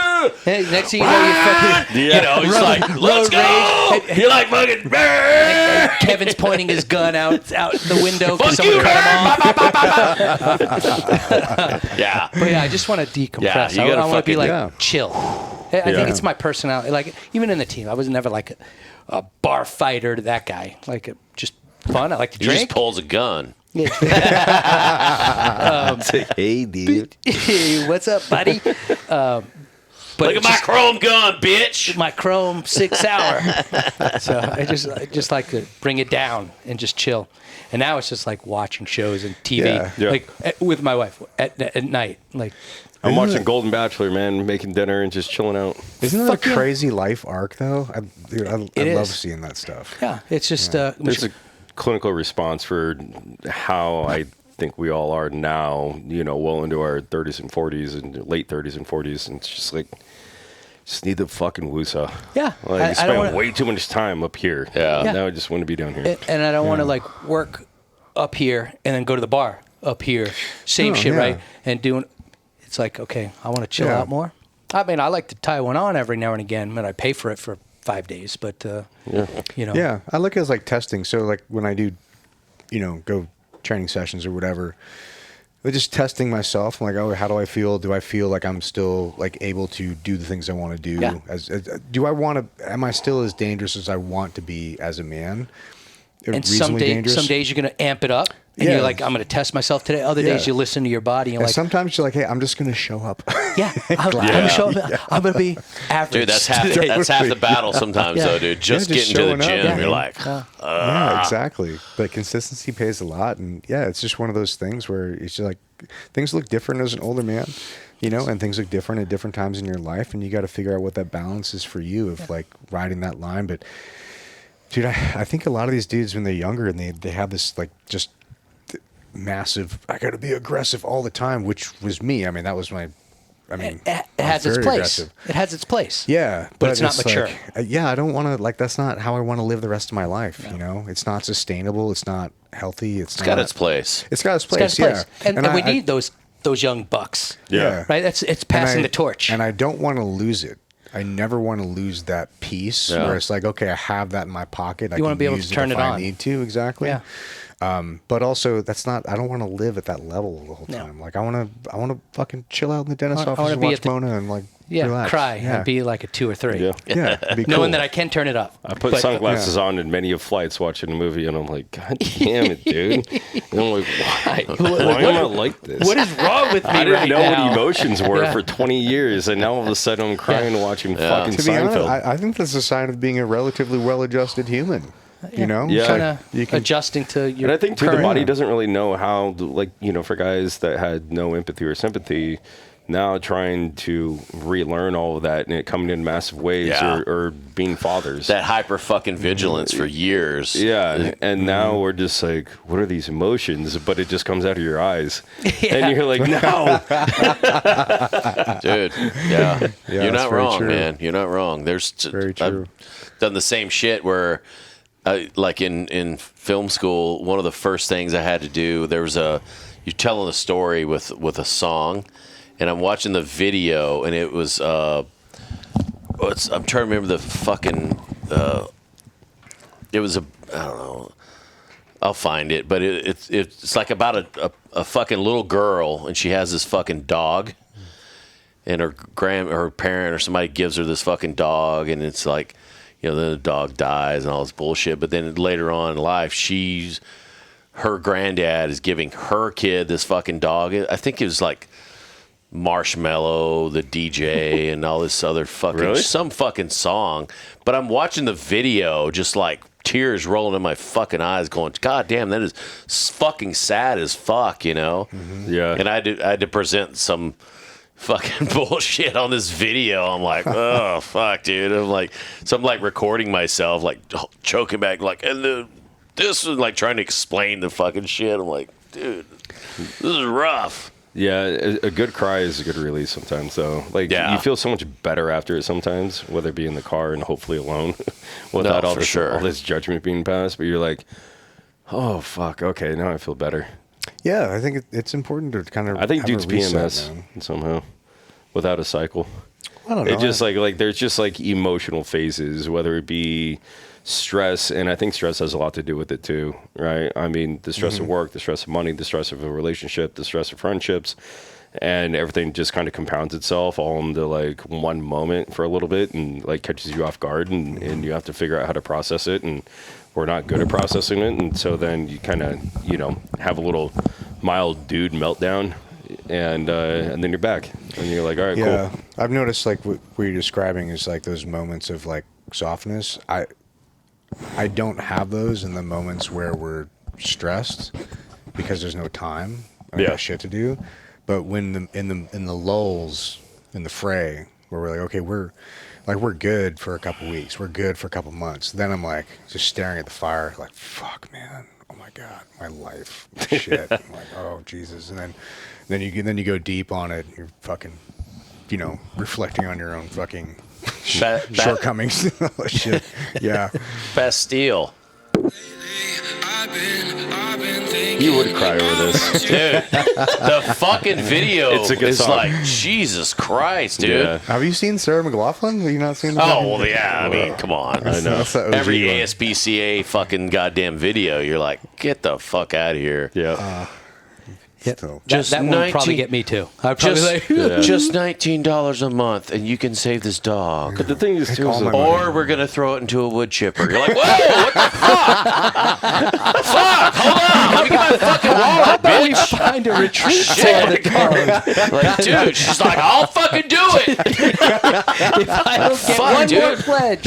Yeah, like shit. Thought Let you me were hold nice, on. Let me get my Sarah. fucking Jesus, cell calm phone. down. Let me get my wallet. Jeez. Well, shit. Let me give $190. Save 10 of those dogs from like, the chipper. Jesus. Yeah, it's pretty. Then the next week, all right, we're back again. You're like, fuck. That's the got same me. dog. That's the same fucking dog. I saved Lying that dog. motherfucker. Yeller. I thought that one was saved. Why are you showing that same collie? Life's wild, dude. But that's one thing I love about these conversations is we can. like seeing the arc in you and you talking about your story, and then a lot of times I didn't even realize that, but it's the same arc in my life and the same arc in other lives. Like, oh shit, like we're all living very similar lives. We all have very similar problems, but 100%. it's like unless we talk about it, we all feel like very alone. In a lot of these I'm the ways. only one. Right? Yeah, I'm the only one with that problem. I gotta be. He's stronger than I am. He doesn't have any chinks in his armor. You know? Yeah, well, I mean, this is going to They're sound. called Asians. You can't say that. I said the same. Just a little rice acorn in the middle of all the little Yeah, chains. you're like, Well, better in the armor than in the wire. So, yeah. I forgot what I was going to say. Kevin, you just did that. That was wonderful. Let's wrap this up. Yeah. Oh my gosh. BJ, what's your Instagram? Yeah, where can people find you, man? What Or do get you into want to be these days? found? Do you want to be found? Well, I do. It is private, but yeah, that's fine. I think it's if I You're not the first. yeah, if I remember correct, it's BJ _ Welsh, WELSH. Oh, yeah. We'll tag it. And all that So stuff, yeah. yeah, I specifically don't have anything like, oh, I was a former whatever team guy. I just have like jiu-jitsu, wife and kids, and dogs. That's about it. But yeah, that's Sniffing awesome. nuts and wiping butts. Sniffing nuts and wiping butts. Yeah, exactly. There you BJ, go. family man. Yeah, on paper. Yeah. But yeah, so BJ _ Welsh, I think. Yeah. So what's the next thing for you? What are you looking forward to? Like, how's retirement shaping up for you? Retirement's good. Bought my Kinda- new first set of golf clubs. So I just started golfing because my son's accountant finance guy, and he started golfing about a couple of years ago. So anytime you can get together with a man cub, Yeah. and he wants to spend some time with me, he's actually gotten pretty good. He's about I don't know. I think he's been hitting about 90, whatever that Yep. is. Probably I'm like 20. Yeah, I'm like 130, whatever. But I'll go to the local. Talking 9 holes, right? 18. So I'll go with him, and we'll go to the range, hit balls, or do golf. Anytime I get with him is pretty amazing. Daughter is away in Orange County. She graduated from Fullerton, and she's now getting her second degree for nursing. So she's in there. Cool. She comes home periodically. He, like I said earlier, is living home now, pig pen, but it's pretty cool to have him now working, take him off the old paycheck list, and which doesn't seem to work, but yeah, so, and he got hired with an accounting firm, an international accounting firm, so he's doing good. What's next for me? So I actually retired. February 28th was my last day. Right, retired Group 1. I don't know how I did it, but I ended up retiring as a lieutenant commander, and then You get I-3 for that? As a 04? 04, yeah. So 04E? Or they only have 03E? 03E. Oh, okay. 04 is just 04. 04 is just 04. But it's so I did 34 total years. Wow. About 27, just under 27 active. Dang. So it's 04 over 27. So when you It's a turn long like time. 65, do you get extra for those years you were inactive or No, reserve? No, they went away. Oh, okay. They calibrated all my points and everything else, so it ended up becoming like 27 active years. That's pretty good, though. 04, 27. Hell yeah. Not terrible. It's better than a sharp stick in the eye. And so March 1st was my first day. I was thinking about lighting up a blunt and just going crazy, but Yeah. instead I went back to work for DOJ, and I'm a retired annuitant there. I was doing background investigations for a few months, and now I'm kind of shifted roles. They are going to have a SWAT team that they're forming up, NorCal and SoCal. So I'm going to be the lead trainer for Oh, that's that. awesome. So I just came back from San Luis Obispo. I was teaching firearms and tactics for the trainee or the new agent academy. And I just came back from Sacramento a couple days ago doing some range stuff with them. So part-time gig there. And then I started out with, which I introduced Kevin to, a executive protection company, Lions for Security. Phenomenal company, old retired Beverly Hills detective. Cool. white hair guy, just old school dude, is the owner of the company. His name's Axel Foley. Might have heard of him. Yes. Yeah. So one of the guys from jiu-jitsu he's a retired cop, and he's like, hey, come and do this. I'm like, I can't right now because I'm active duty. I can't do this. So then March 1st, my first day of retirement, I worked a couple of events in L.A., first and second, and now I'm kind of gearing towards different clients, cool. Some celebrities and some very wealthy people. A lot of concierge service. They just like having, an armed driver. Some of it's close protection, but great company. I told Finn I would give him a shout out. I introduced him to Kevin, see if Kevin wanted to come and work for us in the future. Yeah. Super cool deal. So between that, I joke, and my wife's like, don't tell him that. But I'm like, yeah, I retired, and now she's got me working harder than I did when I was on active duty. Yeah. Which is working more when you were working. Yeah, which is certainly true in my last bit in the Navy. So, it's been good, One of these things, it becomes contagious, making money. Like, you go and you work in the military, and you do whatever. Because that's the mission. Yeah, you have a mission, but you have days off, and it doesn't matter what you do. If you work later or earlier, right. you get the same paycheck. Still get a paycheck. Yeah. You go out into civilian world, the more you work, more money comes in. It's a new mission. Like, bitch, I'm used to 48-hour ops. Yeah. That's a lot of OT. Yeah. So, and then you work overtime, and then you work double overtime, and so kind of finding that interesting, and just getting ready. I want to work to like do vacations, and I became old and bougie. So I like flying first class. Here, brother. Yes, here to that. Being old and bougie, I'll bro. take that all day. And it's like, The second I can fly to Vegas on first class and pay an extra $1,000 for no fucking reason over a $100 ticket in econ. Wouldn't that be an extra like 150? Southwest, I don't know.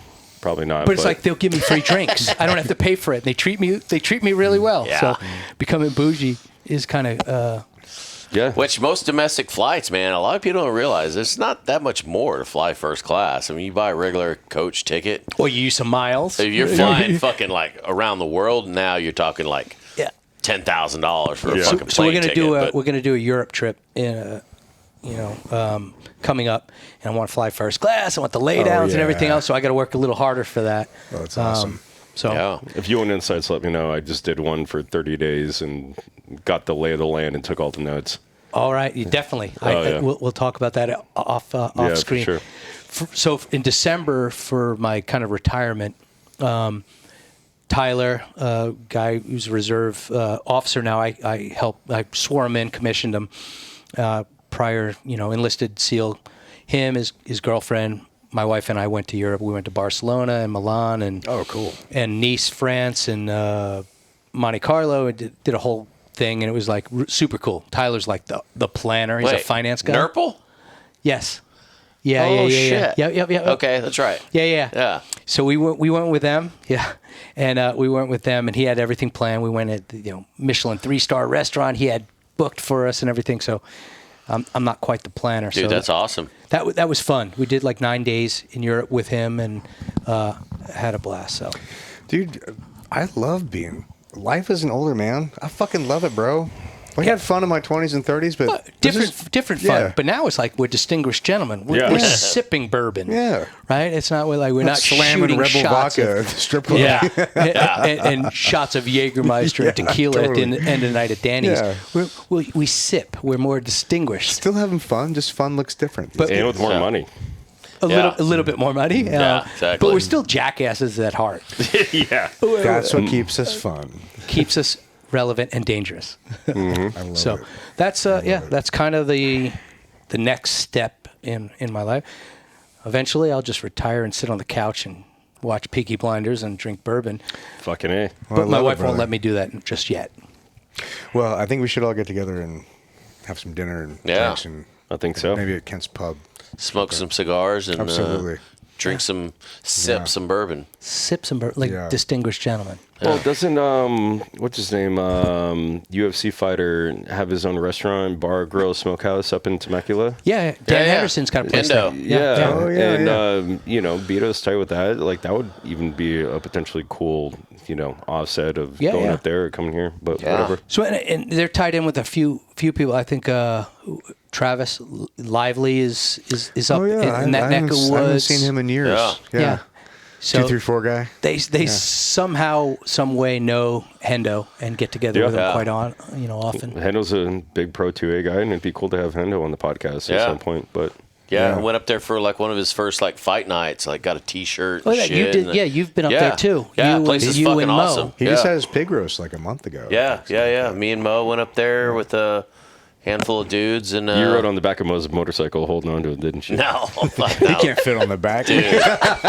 Be doing a wheelie the whole time. Legs, fucking legs wrapped around him. Kevin's ass was hitting the tire on the back seat, bottoming out the suspension. Skid mark right at my ass crack. This sounded like playing cards in the spokes. Yeah, right. Yeah, fuck, man. All right, gentlemen. BJ, thank you so much Thank for you coming so on. much. Thank you for the time and the stories. Oh, I like, appreciate it. It's been a treat. I've become, in my old age, a little bit of the historian because I was there earlier on. So hopefully it was entertaining. No, I love it. This is exactly fucking what, awesome. This is exactly what we do. I didn't think I would be interesting enough to do an hour with you guys. Why the fuck does this feel like it's a Friday? It's Monday. Well, depends. Yeah. It's Friday for him. He's My retired. wife knows it's I'm Monday. retired. I'm off all this week. I got no work, nothing. Brother, thank you for coming on. Thank you so much, man. brother. I appreciate you. Salute. I got an Thank you, empty salute. cup here. Hell of a time. Long live the brotherhood, or whatever you guys say. Ladies and gentlemen, thank you. Subscribe to Patreon. Please leave a review. And shoot some comments on the YouTube. Just some comments on YouTube. Yeah, and They're for always those of you fun. on Facebook, stop being fucking weird. Well, the comments, Nick loves the comments have Nick been loves getting, the YouTube fucking. the comments have been getting better, by the way. It's pretty, Oh, that's good. Yeah, it's pretty good. I don't read any of that shit, dude. We got the wheeze out, and we're good. They may spike on the negative sense after my episode, but you guys are doing we're great. good. It People are was gonna love fun. this, man. People are gonna love it. Later, folks.